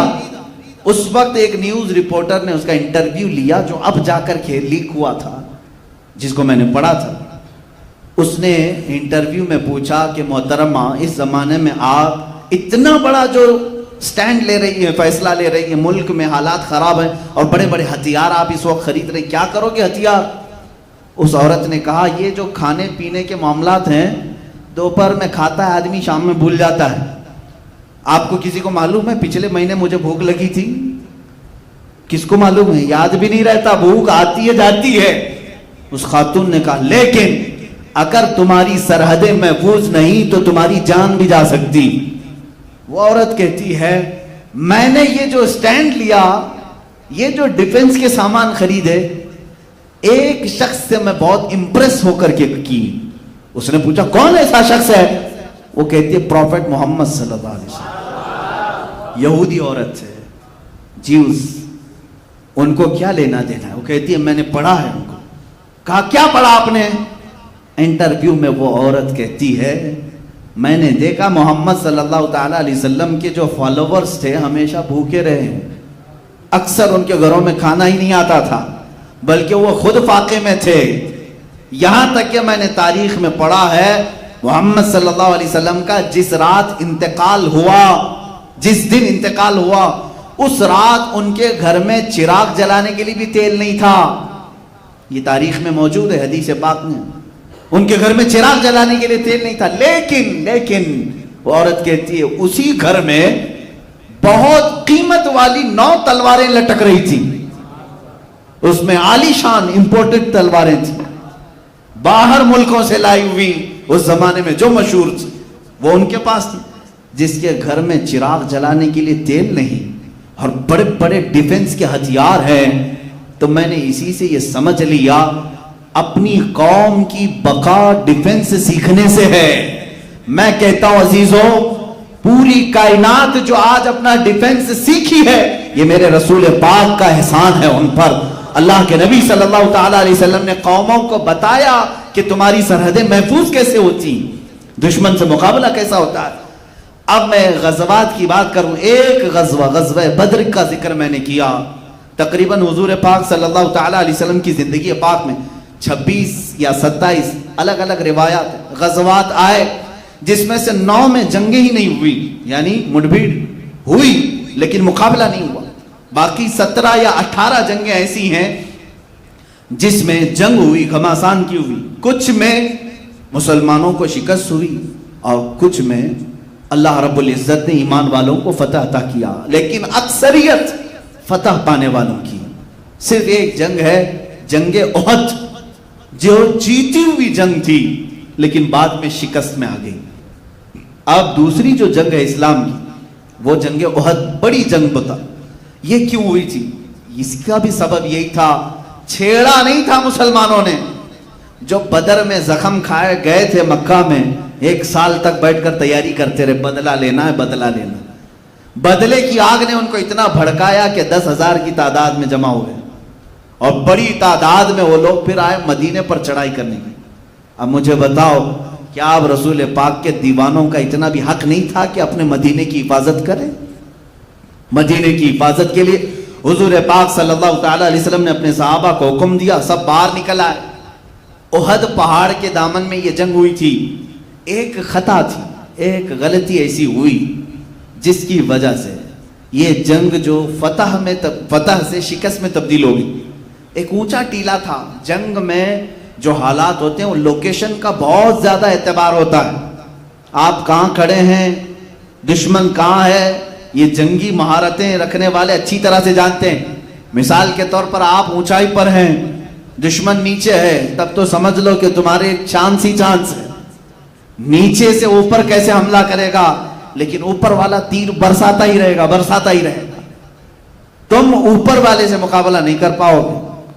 تو لوکیشن جو بھی جنگوں کے ہوتے تھے چنے جاتے تھے۔ حضور پاک صلی اللہ تعالی علیہ وسلم احد کے میدان میں جیسے پہنچے، جو اونچا ٹیلا تھا وہ جبل رمات، پہلے حضور نے اس پر قبضہ کر لیا اور 50 تیر انداز صحابہ کو وہاں کھڑا کر دیا۔ اب صحابہ ایک طرف ہیں جبل رمات کے نیچے اور 50 اوپر، اور مشرکین سامنے سے آئے۔ اب وہ ادھر نیچے والوں سے لڑتے کہ یا اوپر والوں کے تیر کھاتے۔ معاملہ ایسا ہو گیا کہ دوپہر نہیں ہوئی، تیر اتنے برسائے انہوں نے کہ وہ میدان چھوڑ کر بھاگ گئے۔ نیچے والے الگ پیٹ رہے تھے، اوپر والے الگ مار رہے تھے۔ یہ حضور پاک صلی اللہ علیہ وسلم کی حکمت عملی تھی۔ وہ جنگوں کے لوکیشن کو بھی بہتر طریقے سے ترتیب دیتے تھے، اور حتیٰ کہ کون سپاہی کہاں کھڑا رہے، جھنڈا کس کے ہاتھ میں رہے، یہ سب میرے آقا کے فیصلوں پر ہوتا تھا۔ اللہ کے نبی صلی اللہ تعالی علیہ وسلم نے تیر اندازوں کو اوپر کھڑا کیا، تلوار والوں کو نیچے، جھنڈے والوں کو الگ مقام پر، اور کچھ ایسے ہوتے تھے جن کو مقدمت الجیش کہتے ہیں، یعنی سامنے ایک فوج کی ٹکڑی ہوتی تھی، وہ سیدھے دشمن کی صفوں میں گھس جاتے، ہلا مچ جاتا، سامنے کی صفیں ٹوٹ جاتی، تو پھر دشمن جو ہے اپنی صفوں کو بنانے میں ہی وقت گنوا دیتے تھے۔ تو اس میں جنگوں میں ترتیب ہوتی تھی کہ آگے والا، جس کو میمنہ کہتے ہیں، دائیں والا میسرہ کہتے ہیں، بایاں والا، الگ الگ بانٹ کر کے میرے آقا رکھتے تھے۔ اب ہوا یہ کہ مشرکین بھاگ گئے، اوپر کے تیر کھا کھا کر بھاگ گئے۔ اب ہوا کہ وہ 50 لوگوں کو میرے آقا نے فرمایا تھا جب تک میں نہ کہوں نیچے مت اترنا۔ حضور نے کیا فرمایا تھا؟ جب تک میں نہ کہوں نیچے مت اترنا۔ لیکن وہ مشرکین جب بھاگ گئے تو یہ 50 جو صحابہ تھے تیر انداز، انہوں نے کہا حضور نے تو جو فرمایا تھا جنگ ختم ہونے تک کے لیے، دیکھو نیچے وہ سب چھوڑ کر بھاگ گئے، باقی جو نیچے جو صحابہ تھے وہ مال غنیمت جمع کر رہے تھے. اوپر والوں نے کہا چلو ہم بھی نیچے جا کر مال غنیمت جمع کرتے ہیں. بعض صحابہ نے کہا انتظار کرو, حضور نے فرمایا جب تک میں نہ کہوں اترنا مت. تو وہاں 2 جماعتیں ہوئی, تقریباً 40 صحابہ اتر گئے, 10 باقی رہے. 40 لوگ جب نیچے میدان میں مال غنیمت جمع کرنے لگے, بھاگے ہوئے کافروں میں ہونہار خالد بن ولید بھی تھے. وہ مشرکین کی طرف سے آئے, ایمان لائے ہوئے نہیں تھے اور جنگوں کی باریکیوں کو سمجھنے والے شخص. دیکھا یہ جو لوکیشن خطرناک تھا ان کے لیے خالی ہو گیا. جو 50 تیر انداز تھے اس میں 40 نیچے آ گئے.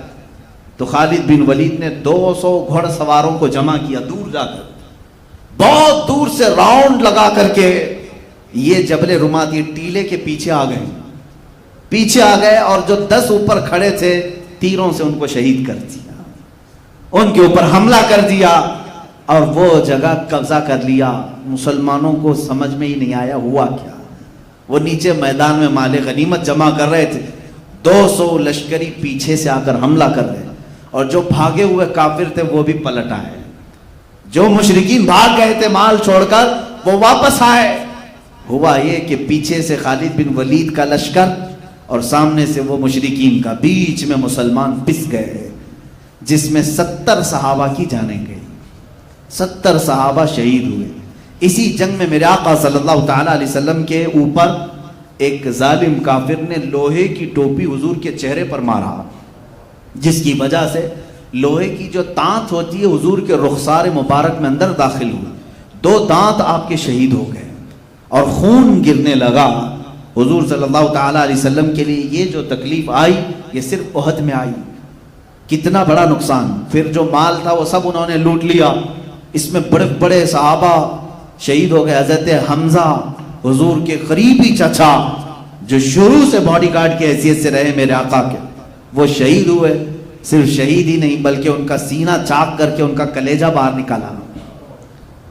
اور یہ دردناک منظر دیکھنے کو ملا احد میں. حضرت عبداللہ بن جہش رضی اللہ تعالیٰ, ان کو بھی کاٹ کاٹ کر کے ان کے کان, ہونٹ, ناک سب کو ایک کافر نے سوئی میں پیرو کر ہار بنایا, ہار بنا کر کے پہنا. حضرت مصعب بن عمیر رضی اللہ تعالیٰ جو سفیر اسلام تھے, اسلام کے خطوط لے کر بادشاہوں تک جاتے تھے, وہ شہید ہو گئے. بڑے بڑے صحابہ اس میں فوت ہوئے. اب مجھے بتاؤ اتنا بھاری جو نقصان ہوا کس کی بدولت ہوا؟ حضور پاک کے ایک فرمان کو ٹال دینے سے 70 جانیں صحابہ کی گئی. آج اندازہ کرو میرے عزیزو, آج جو تم رسول پاک کے فرامین کو ٹالتے ہو, اب 70 نہیں 70 لاکھ جانیں بھی جا سکتی, کیونکہ قرآن کہہ رہا ہے فَلْيَحْذَرِ الَّذِينَ يُخَالِفُونَ عَنْ أَمْرِهِ أَن تُصِيبَهُمْ فِتْنَةٌ أَوْ يُصِيبَهُمْ عَذَابٌ أَلِيمٌ. اللہ فرماتا چاہیے کہ لوگ میرے رسول کے حکم کی خلاف ورزی کرنے سے بچیں, ورنہ میں, اللہ فرما رہا ہے, ورنہ ان قریب تم کو فتنوں میں مبتلا کر دیا جائے گا یا دردناک عذاب میں گرفتار کر دیا جائے گا. تم جو آج رسول پاک کی نافرمانی پر لگے رہو گے, جانیں جائیں گی جائیں گی جائیں گی. آج جو ہلاکتوں کا بازار ہے یہ یوں ہی نہیں, ان کے جو ہم غلام تھے, خلق کے پیشوا رہے, ان سے پھرے, جہاں پھرائی کبھی وقار نہیں. ہمارے وقار عزت میں جو کمی آئی صرف اس لیے کہ چہرہ تمہارا وہاں سے پھر گیا. تم نے کیریکٹر کس کے اپنایا, آج کس کو رول ماڈل بن رہے ہو؟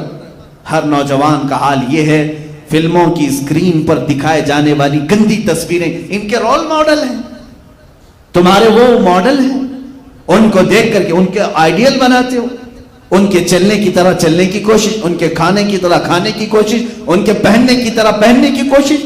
اگر وہ ننگا گھومے تو بچہ ہمارا ننگا گھومنے میں فخر کرے. تم نے جن کو اپنا آئیڈیل اور رول ماڈل بنایا ہے تو تمہارے ساتھ تو یہ ہونا ہی ہے. چند دنوں کے بعد دیکھنا کہ تمہارے گھروں کے اوپر کیا بلائیں نازل ہوں گی. مشرکین تمہارے نام سے چڑھتے ہیں, آج بھی تمہارا وجود یہ دیکھنا نہیں چاہتے. قرآن نے بہت پہلے ہمیں سمجھایا, یہ تم سے کبھی نہیں راضی ہوں گے. تم اپنے آپ کو پورا بدل لو, کچھ بھی کر لو, یہ راضی نہیں ہوں گے جب تک تم ان کے دین میں نہیں داخل ہو جاؤ. تمہارا دھرم پریورتن کرنا چاہتے ہیں, سب کو اپنے اندر داخل کرو. ایک ہی آج بھی ذریعہ نجات ہے مسلمانوں، ایک ہی ذریعہ نجات ہے جس کو اقبال نے بہت پہلے کہا تھا کہ محمد سے وفا تو نے تو ہم تیرے ہیں، یہ جہاں چیز ہے کیا لوح و قلم تیرے ہیں، حضور سے وفا کرو، میرے آقا سے محبت کرو۔ جنگ احد میں جو صحابہ سے خطا ہوئی وہ جان بوجھ کر نہیں ہوئی، انجانے میں ہو گئی، ان کی خطائیں اجتہادی تھی، اجتہادی خطا تھی، لیکن اس پر بھی اللہ کا عتاب آیا کہ شکست ہو گئی، جنگ 70 جانیں چلی گئی، مال پورا چلا گیا، بڑے بڑے صحابہ شہید ہوئے، رسول پاک کے دندان مبارک شہید ہوئے۔ اب تم اس زمانے میں اندازہ کرو، نہ ہماری جماعت میں صحابہ جیسے پرہیزگار ہیں، نہ ہمارے زمانے میں ویسے ایمان والے تقوی والے ہیں، اس کے باوجود تم رسول کی نافرمانی پر اڑے ہوئے ہو، تو پھر میرے عزیزو جانے جانا تو ہوگا، یہ ہماری موتیں مقدر تو ہوں گی، ہلاکتیں تو ہمارا مقدر بنیں گی۔ آج جو اسلام کے ساتھ کھلواڑ چل رہا ہے اس کی ایک ہی وجہ ہے، میں کیا ان کو کوسوں، میں کتنا ان کے خلاف لعنت بھیجوں، ہمیں تو درد اپنوں سے ہوتا ہے۔ تم اگر مصطفیٰ کریم صلی اللہ علیہ وسلم کی غلامی میں آ گئے ہوتے، مجال ہے کسی کی کہ تمہارے نبی کی طرف انگلی اٹھا کر بات کرے، حضور کی طرف کوئی اشارہ کر سکے؟ آج سے ٹھیک 100 سال پہلے خلافت عثمانیہ تھی ترکی کی، اسی ظالم فرانس نے ایک فلم بنائی تھی حضور پاک صلی اللہ تعالی علیہ وسلم کی شان میں توہین کرتے ہوئے، اس فلم کی ریلیز ہو رہی تھی، اس سے پہلے سلطان عبدالحمید ثانی نے فرانس کے ایمبیسیڈر کو بلایا، اس کے سر کے سامنے تلوار ہلائی اور کہا، سنا ہے فرانس میرے رسول کے خلاف فلم بنا کر ریلیز کرنا چاہتا ہے، اسے بند کرو، اسے بند کرو۔ اس سفیر نے کہا، وہ تو عام ہو گئی، وہ تو ریلیز ہونی ہی ہے، اس کو تو ریلیز ہونا ہے، ہمارے ہاں آزادی رائے کا خیال کیا جاتا ہے، ہر ایک کے لیے فلم بنتی ہے۔ سلطان عبدالحمید نے کہا، تو پھر تیار ہو جاؤ، پوری دنیا کو میں تمہارے سر پہ کچل کر کے رکھوں گا، جس نے میرے نبی کی توہین کی، میں آج ہی پوری امت اسلامیہ میں جہاد کا اعلان کرتا ہوں۔ صرف جہاد کا لفظ سلطان عبدالحمید ثانی کی زبان پر کیا آیا کہ فرانس کی گھگی بن گئی، اسی دن وہ فلم ختم ہو گئی، نہ ریلیز ہوئی نہ کہیں پھیلی۔ ایک قائد اسلام کی ضرورت ہوتی ہے جو للکارے تو پھر دنیا کے پسینے چھوٹیں۔ یہ وہ لوگ تھے جو ایمان میں کامل تھے، رسول پاک سے عشق اور محبت میں وفاداری کا انہوں نے حق ادا کیا ہے۔ آج ہماری باتیں تو صرف نعروں میں رہ گئی ہیں، ہماری باتیں صرف الفاظ میں رہ گئی ہیں۔ عزیزان گرامی وقار، یہ جو حالات ہم پر پیش آ رہے ہیں اس کی ایک وجہ ہمارے برے اعمال، تم ان کے ہو جاؤ، میرے آقا صلی اللہ تعالیٰ علیہ وسلم کے، پھر کوئی نہیں چھیڑے گا تمہیں۔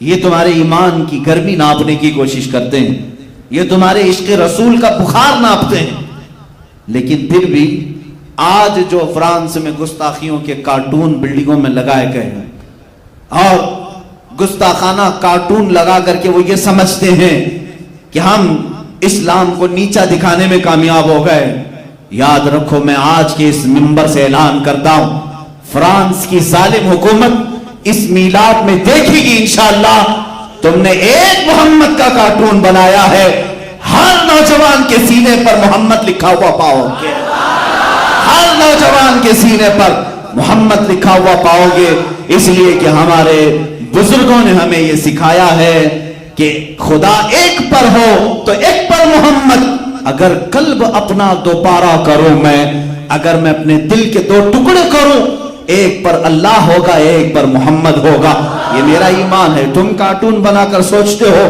تمہیں حضور کی صورت کا پتہ کیا ہے، حضور تھے کیسے، تم نے جس کا بنایا ہے وہ کوئی اور ہوگا، میرا حبیب تو محمد تھا جس کو اللہ نے نام ہی ایسا رکھا۔ محمد کا مطلب ہوتا ہے سب سے زیادہ تعریف کیا ہوا، دشمن بھی اگر میرے نبی کا نام لے گا تو اس کی زبان سے بھی میرے نبی کی تعریف ہو ہی جائے گی۔ حضور کا نام ہی اللہ نے ایسا رکھا ہے کہ حضور کی برائی کرنے والے کو بھی پہلے حضور کی تعریف کرنی پڑے گی۔ میرے آقا کا نام جو بھی لے گا محمد، جس کا مطلب ہوتا ہے جس کی سب سے زیادہ حمد ہوئی، اب آگے برائی کرو، پہلے تو تم हुजूर का नाम लोगे तो तारीफ हो ही जाएगी। और खुदा ने है उनके मर्तबे जो बढ़ाए हैं, कहीं वरफ़अना लक ज़िक्रक कहा है, तुम्हारे घटाने से कुछ नहीं होता, तू घटाए से किसी के न घटा है न घटे, जब बढ़ाए तुझे अल्लाह ताला तेरा। इंशाअल्लाह अज़ीज़ हर नौजवान को मैं ये दर्स देना चाहूंगा, पूरी उम्मत इस्लामिया को, ऐ मेरे अजीज आज तुम्हारे इम्तिहान का वक्त है। आज तुम अपने आराम की फिक्र करते हो या नामों से रिसालत की हिफाजत के लिए अपनी जान फिदा करने को फख्र महसूस करते हो। इमाम अहले सुन्नत फाजिल बरेलवी रहमतुल्लाह ताला अलैह ने इश्क़ रिसालत का वो दर्स हमें दिया है। अजीजों, सिर्फ हुजूर के नाम पर फिदा होने की बात नहीं, बल्कि आला हजरत हमें यूं कहते हैं, या रसूल अल्लाह करूं तेरे नाम पे जान फिदा, न बस एक जान तो जहां फिदा। मैं एक ही जान क्या फिदा करूं आका आप पर, पूरे दोनों जहां पर फिदा करता हूं, सब छोड़ दूंगा आपके लिए। करूं तेरे नाम पे जान फिदा, न बस एक जान तो जहां फिदा। अरे दो जहां से भी नहीं जी भरा, करूं क्या करोड़ों जहां नहीं। आका अगर मेरे पास करोड़ों जहां होते, हर जहां मैं सिर्फ आपके नाम पर फिदा करता। और अल्लामा जामी कहते हैं, फिदाए नक्श नाले नत कुनम जान या रसूल अल्लाह। लोग कहते हैं आका आपके नाम पर मेरी जान हाजिर है, आपके जिस्म पाक की हिफाजत के लिए मेरी जान हाजिर है। मगर मुल्ला अब्दुर रहमान जामी जैसा एक ऐसा आशिक है जो फारसी में पुकार कर यूं कहता, आका आपके नालेने पाक के नक्श पर मेरी जान हाजिर है, सिर्फ उसकी हिफाजत के लिए भी मैं अपनी जान कुर्बान करता हूं। मेरे अजीजों, ये जो जिहाद का लफ्ज है जिसको तुम्हारी जुबानों पर लाने से तुम भी कतराते हो, डरते हो, उलमा से भी मैं कहता हूं इससे कोई तुम्हें कतराने की जरूरत नहीं। मैं साबित करके बताऊंगा। अगर तुम कहते हो जिहाद का लफ्ज अपनी जुबान पर लाना गलत है, टेररिज्म है, दहशतगर्दी है, तो फिर कोई भी मुल्क दुनिया में दहशतगर्दी से बचा नहीं है। हर कोई अपना डिफेंस कर रहा है, हर मुल्क अपना डिफेंस कर रहा है, तो सब क्या आतंकवाद हो गए? अपने मुल्क की सरहदों की हिफाजत करना यह जिहाद है, ये इस्लामी जिहाद। जिहाद की तालीमात अगर मैं आपको बताऊं, आज के जमाने में जो जंगें होती हैं उनमें कहीं आपको नहीं मिलेगा। बताओ, सुपर पावर अमेरिका जब किसी से टकराता है तो क्या जंगी उसूल पर जंग होती है? जिस मुल्क पर यह बमबारी करता है सबका सब तबाह करता है। नागासाकी, हिरोशिमा, आज तक 70 सालों से जमीन से सब्जे नहीं उगा पा रहे, पैदा होने वाले बच्चे लंगड़े पैदा होते हैं। जो न्यूक्लियर वहां पर धमाके हुए थे, 70 साल गुजर गए, लेकिन आज तक उसके जर्रात का असर बाकी है। जो तुम्हारी जंगें हैं उनका हाल यह है कि तबाही और बर्बादी। मगर नबी कौनैन सल्लल्लाहु अलैहि वसल्लम सहाबा को फरमाते कि अल्लाह ने हमें तलवार उठाने का हुक्म दिया है तो सिर्फ दीन इस्लाम की हिफाजत और अपनी जान की हिफाजत के लिए। अगर तुम्हारा दुश्मन के साथ मुकाबला हो जाए तो हुजूर फरमाते इन उसूलों का ख्याल करना, कभी किसी बूढ़े पर हाथ ना उठाना, कभी किसी औरत को ना छूना, बैठे हुए बच्चों को ना पकड़ना, वहां के दरख्तों को ना तोड़ना, कहीं के पत्ते नहीं उखाड़ना, वहां की जमीनों को बर्बाद ना करना, वहां मौजूद इबादत खानों पर हमला ना करना। ये मेरे आका की तालीमात है। किसको? वो मुजाहिदीन सहाबा को। कहते थे कोई औरत अगर जंग के दौरान नजर आ जाए उससे छेड़छाड़ नहीं, जंग उनसे नहीं होगी। बच्चे आ जाएं उनसे तारुज कर लिया जाए, बूढ़े आ जाएं तलवार ना उठाया जाए, जो खाली अपने घरों के पास बैठे हैं उनको कैदी ना बनाया जाए। वहां जो भी लोग इबादत कर रहे हैं जिस मजहब पर, उनके मजहब खाने पर हमला नहीं होगा, तोड़ा नहीं जाएगा। वहां अगर दरख्त हैं पत्ते नहीं तोड़ोगे, वहां बर्बाद नहीं करोगे, फिर जंग किससे होगी? मेरे आका ने फरमाया जिसने तुम्हारे खिलाफ तलवार उठाई उसके खिलाफ जिहाद होगा। यह है इस्लाम का उसूल है जिहाद। जो तुम्हारे खिलाफ जिहाद के लिए, जंग के लिए तलवार उठाए उसका हाथ तोड़ो, उसके दांत तोड़ो। ये हमारा नहीं, आज पूरी दुनिया का निजाम है। आज पूरी दुनिया का निजाम, पूरी जंगों का आपको मैं अगर असबाब ही बता दूं, जंगे बद्र क्यों हुई, वजह क्या थी? जंगे उहद क्यों हुई, वजह क्या थी? जंगे खंदक क्यों हुई, वजह क्या थी? हुनैन क्यों हुई, मौता क्यों हुई, तबो क्यों हुई? सब में वजह यही रहेगी, सब में वजह यही। मुशरिकीन मक्का जमातें बना रहे हैं और मीटिंगें कर रहे हैं। बाज में तो हुजूर को पहले से खबर हो गई آقا وہ آپ کے خلاف جنگ کی تیاریاں کر رہے ہیں. تب حضور نے بھی اپنے ساتھیوں کو جمع کیا. جب جب خبر آئی حضور نے تیاری کا اعلان کیا. جنگ تبوک کیوں ہوئی تھی؟ جنگ موتا کیوں ہوئی تھی؟ وجہ صرف یہ تھی حضور نے اپنے قاصد کو بھیجا. آج بھی دنیا کا نظام ہے, اگر تم کسی ملک کے ایمبیسیڈر کو مار دو گے تو 2 ملکوں میں ٹکراؤ ہوگا. اسی لیے ایمبیسیز کی بہت زیادہ حفاظت ہوتی ہے, سفارت خانوں کی بہت حفاظت ہوتی ہے. اگر تم نے یہاں پر کسی دوسرے ملک کے سفیر کو مار دیا, اس ملک کا تمہارے ساتھ جھگڑا شروع ہو جائے گا. پہلے سے ہی نظام ہے. حضور کا سفیر, حضور کے ایک سفیر حارث بن عمیر رضی اللہ تعالیٰ عنہ ایک بادشاہ کے پاس جا رہے ہیں خط لے کر میرے آقا کا. بیچ راستے میں ایک ظالم نے ان کو پکڑا جو اس بادشاہ کا ایک باج گزار تھا.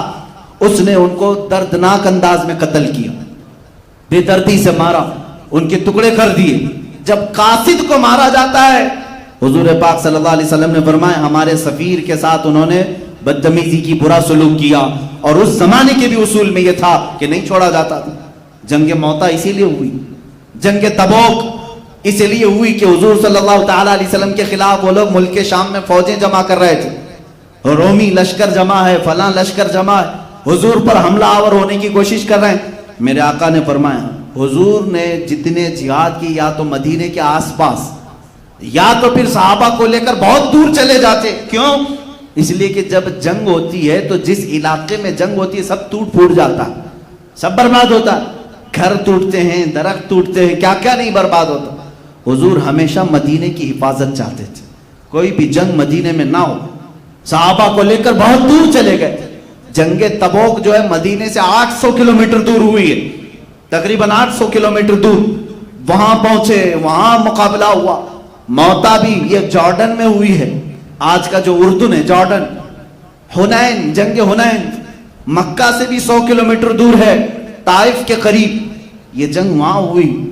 وہاں پر بھی کس لیے جتنی بھی جنگیں ہیں, پڑھو میرے جوانوں, پڑھو میرے عزیزوں, ہر غزوے کا سبب کیا تھا اگر تم نکالو گے یہی ہوگا کہ یہ حضور کے خلاف طاقت اکٹھا کر رہے تھے, فوج جمع کر رہے تھے, ہتھیار جمع کر رہے اور سیدھے مدینے پر آ کر حملہ کرنے کی کوشش کر رہے ہیں. جنگ خندق کیوں ہوئی؟ خندق کیوں ہوئی؟ کہاں ہوئی؟ مدینے سے باہر ہوئی, صرف 1 کلومیٹر باہر. مجھے بتاؤ حضور لڑنے کے لیے مکہ گئے تھے یا مکہ والے آئے تھے؟ جنگ بدر میں مکہ والے آئے, جنگ احد میں مکہ والے آئے, جنگ خندق میں مکہ والے آئے. حضور نے تو اپنی زندگی میں ڈیفنس سکھایا ہے صحابہ کو. یہی اصول ہمارا ہونا چاہیے, کسی کو چھیڑو مت, اور اگر کوئی چھیڑے تو چھوڑو مت. یہی اسلام کا اصول. اب آپ اس کو بھول چکے ہو, ٹھیک ہے, چھیڑ نہیں رہے آپ, بہت اچھی بات ہے, اسلام کے اصول پر قائم. لیکن تمہیں آج بہت لوگ چھیڑ رہے ہیں اور تم چھوڑے بیٹھے ہو. یہ دوسرے والا اصول بھول گئے. اگر کوئی چھیڑے تو چھوڑو مت. ہم مطالبہ کریں گے دشمن کے قید ہونے کا یا وہ اپنا انجام تک پہنچے. آج جو قانونی کارروائی ہو سکتی ہے ہم اس کا مطالبہ کر رہے ہیں. میں آج مسجد میں بیٹھ کر کے آپ سے یہ نہیں کہہ رہا ہوں تلوار اٹھاؤ, بھالے اٹھاؤ اور جاؤ لڑو, نہیں. ہم جس ملک میں ہیں ہم قانونی اعتبار سے چلیں گے. اگر اسلام کے خلاف کوئی ہرزہ سرائی کرتا ہے, میرے نبی کی شان میں کوئی توہین کرتا ہے, یا قرآن عظیم کے آیات بینات پر انگلی اٹھاتا ہے, تو یہ میرے پرسنل چیزوں پر اٹیک ہے, یہ میرے اسلامک لا پر اٹیک ہے. تو ہم آواز اٹھائیں گے, ہم کہیں گے کہ آپ جس آزاد ملک میں رہ رہے ہیں ایک قوم کے ساتھ یہاں ناانصافی ہو رہی ہے. یہی تو ہم بات کر رہے ہیں. NRC, CAA, یہ سب مدوں پر کیوں مسلمان بھڑکے ہوئے تھے؟ میرے عزیزوں, ہم اپنے حقوق کا مطالبہ کر رہے ہیں اور آج بھی ہم قانونی لڑائی لڑ رہے ہیں. لیکن کیا کریں, ایک وقت رہے گا جب تک ہم پکارتے رہیں گے. ہم حکومت وقت کو بھی پکار رہے ہیں, عدلیہ کو بھی پکار رہے ہیں, لیکن جب سب بک جائیں, سب ایک میدان میں ننگے ہو جائیں, تو پھر آخر وقت وہی ہوگا جو اللہ کو منظور ہوگا. اللہ رب العزت جو چاہے گا وہی ہوگا, اور یہ وقت ہی بتائے گا کہ کیا ہوگا. لیکن میں آپ سب سے یہ ضرور کہوں گا, اپنا ڈیفنس, سیلف ڈیفنس ہر مسلمان سیکھے. ہر مسلمان کو چاہیے وہ اپنی جان کی حفاظت کرے, اپنے ملک کی حفاظت کرے.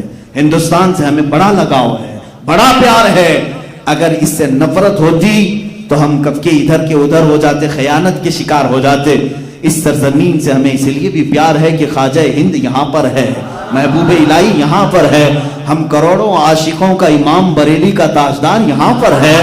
ہم اس ملک سے وفاداری کرتے ہیں، عزت کرتے ہیں اور حفاظت کا بھی عزم رکھتے ہیں، لیکن اس وطن عزیز کی سرزمین کو جو پلید کرنے کی کوشش کرے، جو فساد مچائے، جو فتنے مچائے، اس کے خلاف بھی آواز اٹھانا ایک حق بولنے والے کی ذمہ داری ہے۔ ابھی آپ کی مرضی ہے اور علماء کی مرضی ہے، آپ جابر و ظالم حکومتوں کے خلاف آواز اٹھاتے ہو تو دنیا تمہیں حسینی کردار میں لکھے گی، اور چپ رہ کر کے خاموشی سے سہتے ہوئے جاؤ گے تو حسین اعظم نے کہا ہے میرے نزدیک ظلم صرف ظالم کا نہیں بلکہ جو ظلم کو سہ کر خاموش بیٹھتا ہے وہ بھی اپنے وقت کا ظالم ہے، اس لیے کہ اس نے اپنی پوری نسل کو ظالم بزدل بنا دیا، اپنی پوری نسل کو بزدل بنا دیا۔ میری باتیں سخت ہوں گی لیکن آج میں جو کچھ بھی کہہ رہا ہوں ان الفاظ کا میں تنہا ذمہ دار ہوں۔ میں بار بار کہتا ہوں میرا مجمع ذمہ دار نہیں ہے، اگر آپ کو ڈر لگ رہا ہے تو آپ اٹھ کر جا سکتے ہیں اور کیمرے والے سے بھی کہیں کسی کی تصویر اس میں نہ لیں، بعد میں وہ کہہ سکیں حضرت وہ بیان میں نہیں تھا۔ آپ بول سکتے ہیں، میں اپنی ذمہ داری اپنے اوپر لے رہا ہوں، اس لیے کہ جو زمانے کے تقاضے ہیں اس کو اگر امت کے سامنے اگر آج ہم نہ بولیں تو پھر جب زبانیں چپ ہو جائیں گی ہمارے صرف اعضاء کاٹے جائیں گے۔ آج دیکھ نہیں رہا، یہی لفظ کی وجہ سے میں حدیث پڑھ کر کے اپنی گفتگو کو آخر سمیٹتا ہوں۔ حضور پاک صلی اللہ علیہ وسلم کے سارے غزوات، سارے جہاد اور ساری جنگوں کی تفصیلات بیان کرنا یہ مختصر وقت میں ممکن نہیں، لیکن اللہ رب العزت نے صحابہ کی جو مدد کی اور ان کو فتح عظیم سے نوازا، وجہ کیا تھی؟ حضور فرماتے ہیں جب تک تم جہاد کے ساتھ قائم رہو گے اللہ تمہاری مدد کرے گا۔ اذا ترکتم الجہاد، جب تم جہاد کو ترک کر چکے، حضور فرماتے ہیں اللہ تم پر ذلت مقرر کرے گا، تم ذلیل ہو کر زندگی گزارو۔ یہ پوری حدیث ہے، حدیث میں آپ کو اگر سخت لگ رہا ہو تو ذلت کی زندگی گزارو۔ سیلف ڈیفنس کا نام ہے، اپنے حقوق مانگنا بھول گئے۔ اور سب سے افضل جہاد کیا ہے جانتے ہو؟ سب سے افضل جہاد میں آپ کو بتاتا ہوں نا، آپ بھی جہاد کرو۔ کیسا جہاد؟ حضور پاک سے پوچھا کہ سب سے افضل جہاد کیا ہے؟ تلوار کا، نیزے کا، بھالے کا، کون سا جہاد؟ اس زمانے میں بندوق کا، بارود کا نا۔ میں حدیث پڑھتا ہوں، اللہ کے نبی صلی اللہ علیہ وسلم نے فرمایا افضل الجہاد کلمۃ الحق عند سلطان الجائر۔ میرے آقا فرماتے ہیں سب سے افضل جہاد ظالم بادشاہ کے سامنے حق بات کرنا ہے، جو آج آپ کر سکتے ہیں، آج کر سکتے ہیں۔ الحمدللہ اس منبر سے کے خلاف بولوں گا، یہ افضل الجہاد ہے، کیونکہ وہ ظالم ہے اور ایک طرفہ ظلم کے شکار ہیں یہ لوگ، ایک طرفہ ظلم۔ میں اس بات سے خوف نہیں کر رہا ہوں، اس لیے کہ تمہاری غلط نیتیوں کی وجہ سے، غلط پالیسیوں کی وجہ سے آج ملک کے امان کو خطرہ ہے۔ آج ملک میں فساد جیسے جو حالات ہیں صرف اسی وجہ سے کہ جب تخت کسی بندر کے ہاتھ میں دے دیا جائے تو ایسے ہی ہوتا ہے۔ ہمارے ہاں کہتے ہیں نا کوے کو بڑا پن دیا تو آگے کا آپ سمجھتے ہیں، وہ ساری چیزیں یہی کرتا ہے۔ اور کسی بندر کے ہاتھ میں اگر لڈو آپ پکڑا جائیں، اسے معلوم نہیں لڈو کھاتے کیسے ہیں، گھمائے گا گھمائے گا گھمائے گا، پوری بوندی جھڑ جائے گی، ہاتھ میں کچھ نہیں رہے گا۔ یہ پچھلے 6 سال سے گھما رہا ہے لڈو کو اور سب جھڑ چکا، تقریباً بینکیں کرپٹ ہو گئی، کمپنیاں بک گئی۔ دیکھ نہیں رہے آپ لڈو کو کیسے گھما رہا ہے، اور اس وقت تک گھمائے گا جب پورا لڈو ختم ہو جائے۔ برا لگ رہا ہے آپ کو؟ عزیزہ نگرانی، یہ افضل الجہاد ہے۔ میں جب تک میری طاقت ہے اللہ کے حبیب صلی اللہ علیہ وسلم کی اس حدیث پر عمل کروں گا۔ حضور نے فرمایا من رأى منکم منکرا فلیغیرہ بیدہ ومن لم یستطع فبلسانہ ومن لم یستطع فبقلبہ وذلک اضعف الایمان۔ حضور فرماتے جب تم میں سے کوئی برائی کو دیکھے ہاتھ سے روکے، اگر ہاتھ سے روکنے کی طاقت نہیں ہے زبان سے بولے، اور زبان سے بھی بولنے کی طاقت نہیں ہے تو دل میں برا جانے. اور حضور فرماتی یہ ایمان کا سب سے آخری حصہ ہے، سب سے کمزور حصہ ہے. مسلمانوں تم فیصلہ کرو کمزور ایمان پر. الحمدللہ مجھے اتنا تو ہے کہ میں بیچ والے میں ہوں. ہاتھ سے آج نہیں روک سکتے، زبان سے تو ہم بول رہے ہیں. ہم اپنی زبان کا استعمال برائیوں کے خلاف اس لیے کر رہے ہیں، حدیث رسول میں ہے جب برائی دیکھو تو زبان سے روکو. تمہیں اللہ نے اگر زبان دیا ہے تو بولو اور اپنے حقوق کا مطالبہ کرو. یہی ایک بات ہے میرے آقا صلی اللہ تعالی علیہ وسلم کی اس عظیم 10 سالہ زندگی سے جو ہمیں سبق ملتا ہے وہ یہی ہے، کسی کو نہ چھیڑو. اسلام امن و امان چاہتا ہے، فساد نہیں چاہتا، فتنہ نہیں چاہتا. لیکن جب کوئی تم پر مسلط ہو جائے تب پھر آپ کو کہا جائے گا مت چھوڑو. آخری یہ باتیں ہیں. اسلام امن کب چاہتا ہے؟ دیکھیں حضور کے اوپر وہ لوگ حملہ آور ہوئے، جہاد میں کئی لوگوں نے قتل و قتال کیا. حضور پاک صلی اللہ علیہ وسلم ڈٹے رہے صحابہ کے ساتھ. لیکن 6 ہجری کے بعد، 6 سال کے بعد حضور مکہ واپس آئے. مکہ واپس آئے. 1 سال پہلے 7ویں ہجری میں، 6ٹی ہجری میں حضور 1400 صحابہ کے ساتھ عمرہ کرنے آ رہے ہیں. مکہ والے عمرہ کرنے نہیں دیے، کہا احرام کھولو واپس جاؤ مدینے. حضور نے صلح کر لی، واپس بھی چلے گئے. ان کے ساتھ ایگریمنٹ بھی کر لیا، ٹھیک ہے سب صلح ہو گئی. 1 سال کے بعد مکہ والوں نے صلح توڑ دی. حضور واپس آئے 10,000 کا لشکر لے کر. مکہ میں جب آئے تو مکہ والوں کے حالات خراب ہو چکے تھے. حضور اس شان سے مکہ میں داخل ہوئے کہ تلوار اٹھانی بھی نہیں پڑی، قتل و قتال نہیں ہوا. مکہ مکرمہ میں اس شان سے داخل ہوئے کہ سارے ادھر کے ادھر بھاگ رہے تھے، کوئی اپنی جان بچا کر کے، کیونکہ پرانے پاپ آج دھوئے جائیں گے، آج سب مجرم لائے جائیں گے. لیکن میرے آقا کی رحمت دیکھیں، اس دن صحابہ نعرہ لگا رہے تھے الیوم یوم الملحمہ، الیوم یوم الملحمہ. صحابہ یہ کہہ رہے تھے آج تو گوشت کاٹنے کا دن ہے، گوشت کاٹنے کا دن ہے، ٹکڑے ٹکڑے ہوں گے آج. کیونکہ یہ صحابہ بدر، احد، خندق سب میں جو آئے تھے سب کو پہچانتے تھے. مکہ میں جنہوں نے گھر لوٹا تھا ان کو بھی جانتے تھے. صحابہ جب یہ نعرہ لگانے لگے میرے آقا نے ان کے نعرے کو بدل دیا، کہا الیوم یوم الرحمہ، الیوم یوم الرحمہ. آج کا دن رحم کرنے والا دن ہے، آج کا دن رحم کرنے والا ہے. یہ ہے اسلام امن کی بات کرتا ہے. اس امن کی تلوار تم نے اٹھایا حضور کے خلاف، صحابہ کو تم نے مارا. لیکن وہ رسول جب غالب آ گئے اس شہر میں، چاہیے تو تھا کہ چن چن کے بدلہ لیا جاتا. لیکن حضور اعلان کیا کر رہے ہیں؟ 7 سال تک جو حضور کی ہر جنگ میں مقابل میں آئے، ابو سفیان ہر جنگ میں حضور کے خلاف. لیکن اس دن حضور اعلان کر رہے ہیں ابو سفیان کو بھی امان ہے، اور جو ابو سفیان کے گھر میں جا کر پناہ لے اسے بھی امان ہے. حضور نے یہ تک اعلان کیا. جب ابو سفیان نے یہ دیکھا میری عزت اتنی بڑی، 7 سال تک ہر جنگ میں ان کے خلاف تھا، آج معاف بھی کیا اور جو میرے گھر آئے اسے بھی معاف کر رہے ہیں. سیدھے دربار رسول میں حاضر ہو کر کلمہ طیبہ پڑھا، حضور کی غلامی میں داخل ہوئے. حضور پاک صلی اللہ تعالی علیہ وسلم نے بے شمار لوگوں کو آزاد کیا، بلکہ پورے مکہ والے اس دن پکڑ کر کے لائے گئے تھے. جو جو قتل و قتال میں تھے پکڑ کے باندھ کے لائے تھے. صحابہ کی تلواریں ان کی گردنوں پر لٹک رہی تھی. حضور نے ان سے پوچھا اے مکہ والوں کیا خیال ہے تمہارا میرے بارے، کیا خیال ہے؟ مکہ والوں نے کہا آپ کریم ابن کریم ہیں، آپ بھی کریم ہیں، آپ کے والد بھی کریم ہیں. حضور نے کیا فرمایا؟ اذهبوا فانتم الطلقاء، جاؤ آج کے دن تم آزاد ہو. جب یوسف علیہ السلام نے اپنے کنویں میں ڈالے جانے والے بھائیوں کو معاف کیا تو اللہ کا حبیب اپنی امت کو بھی معاف کرتا ہے. حضور نے اپنے غلاموں کو معاف کیا، اس میں اکثر و بیشتر اسلام میں آئے. اب اس کے بعد امن کب قائم ہوتا ہے؟ ایسے قائم ہوتا ہے. حضور پاک صلی اللہ علیہ وسلم نے مکہ جب فتح ہوا، پہلی اذان کے لیے خانہ کعبہ کی چھت پر بلال حبشی کو چڑھنے کا حکم دیا. یہ وہی غلام ہیں جن کو مکہ کی گلیوں میں رسی ڈال کر کھینچا جاتا تھا، ان کے جسم پر سل رکھی جاتی تھی. آج وہ بلال آئے ہیں، ارے سیدھے مکہ کی کسی گلی میں نہیں، اللہ کے گھر خانہ کعبہ کی چھت پر. جب انہیں حکم ہوا تو انہوں نے نہ ادھر دیکھا نہ ادھر دیکھا، اذان تو دیتے تھے، رسی پکڑ کر تیزی سے چڑھنے لگ گئے. حضور نے فرمایا بلال آج اذان وہاں سے دی جائے گی، یہ فتح کا اعلان تھا، وہاں سے اذان دو.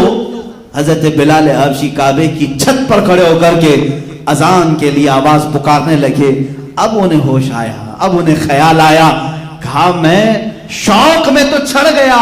حضور سے پوچھتے ہیں آقا جب تک میں اذان نیچے کھڑے ہو کر دیتا تھا میرا منہ تو کعبے کی طرف ہوتا تھا، اذان دینے کے وقت میں منہ کعبے کی طرف کرتا تھا، ہاتھ تو کعبہ میرے نیچے ہے، میں کعبے کے اوپر ہوں، منہ کس طرف کروں؟ میرے آقا نے فرمایا بلال مجھے دیکھ کر اذان دو، میری طرف دیکھو اور اذان دو. یہی تو ہمارے امام اہل سنت نے فرمایا ہے، حاجیو آؤ شہنشاہ کا روزہ دیکھو. کعبہ تو دیکھ چکے، کعبے کا کعبے کا کعبہ تھے.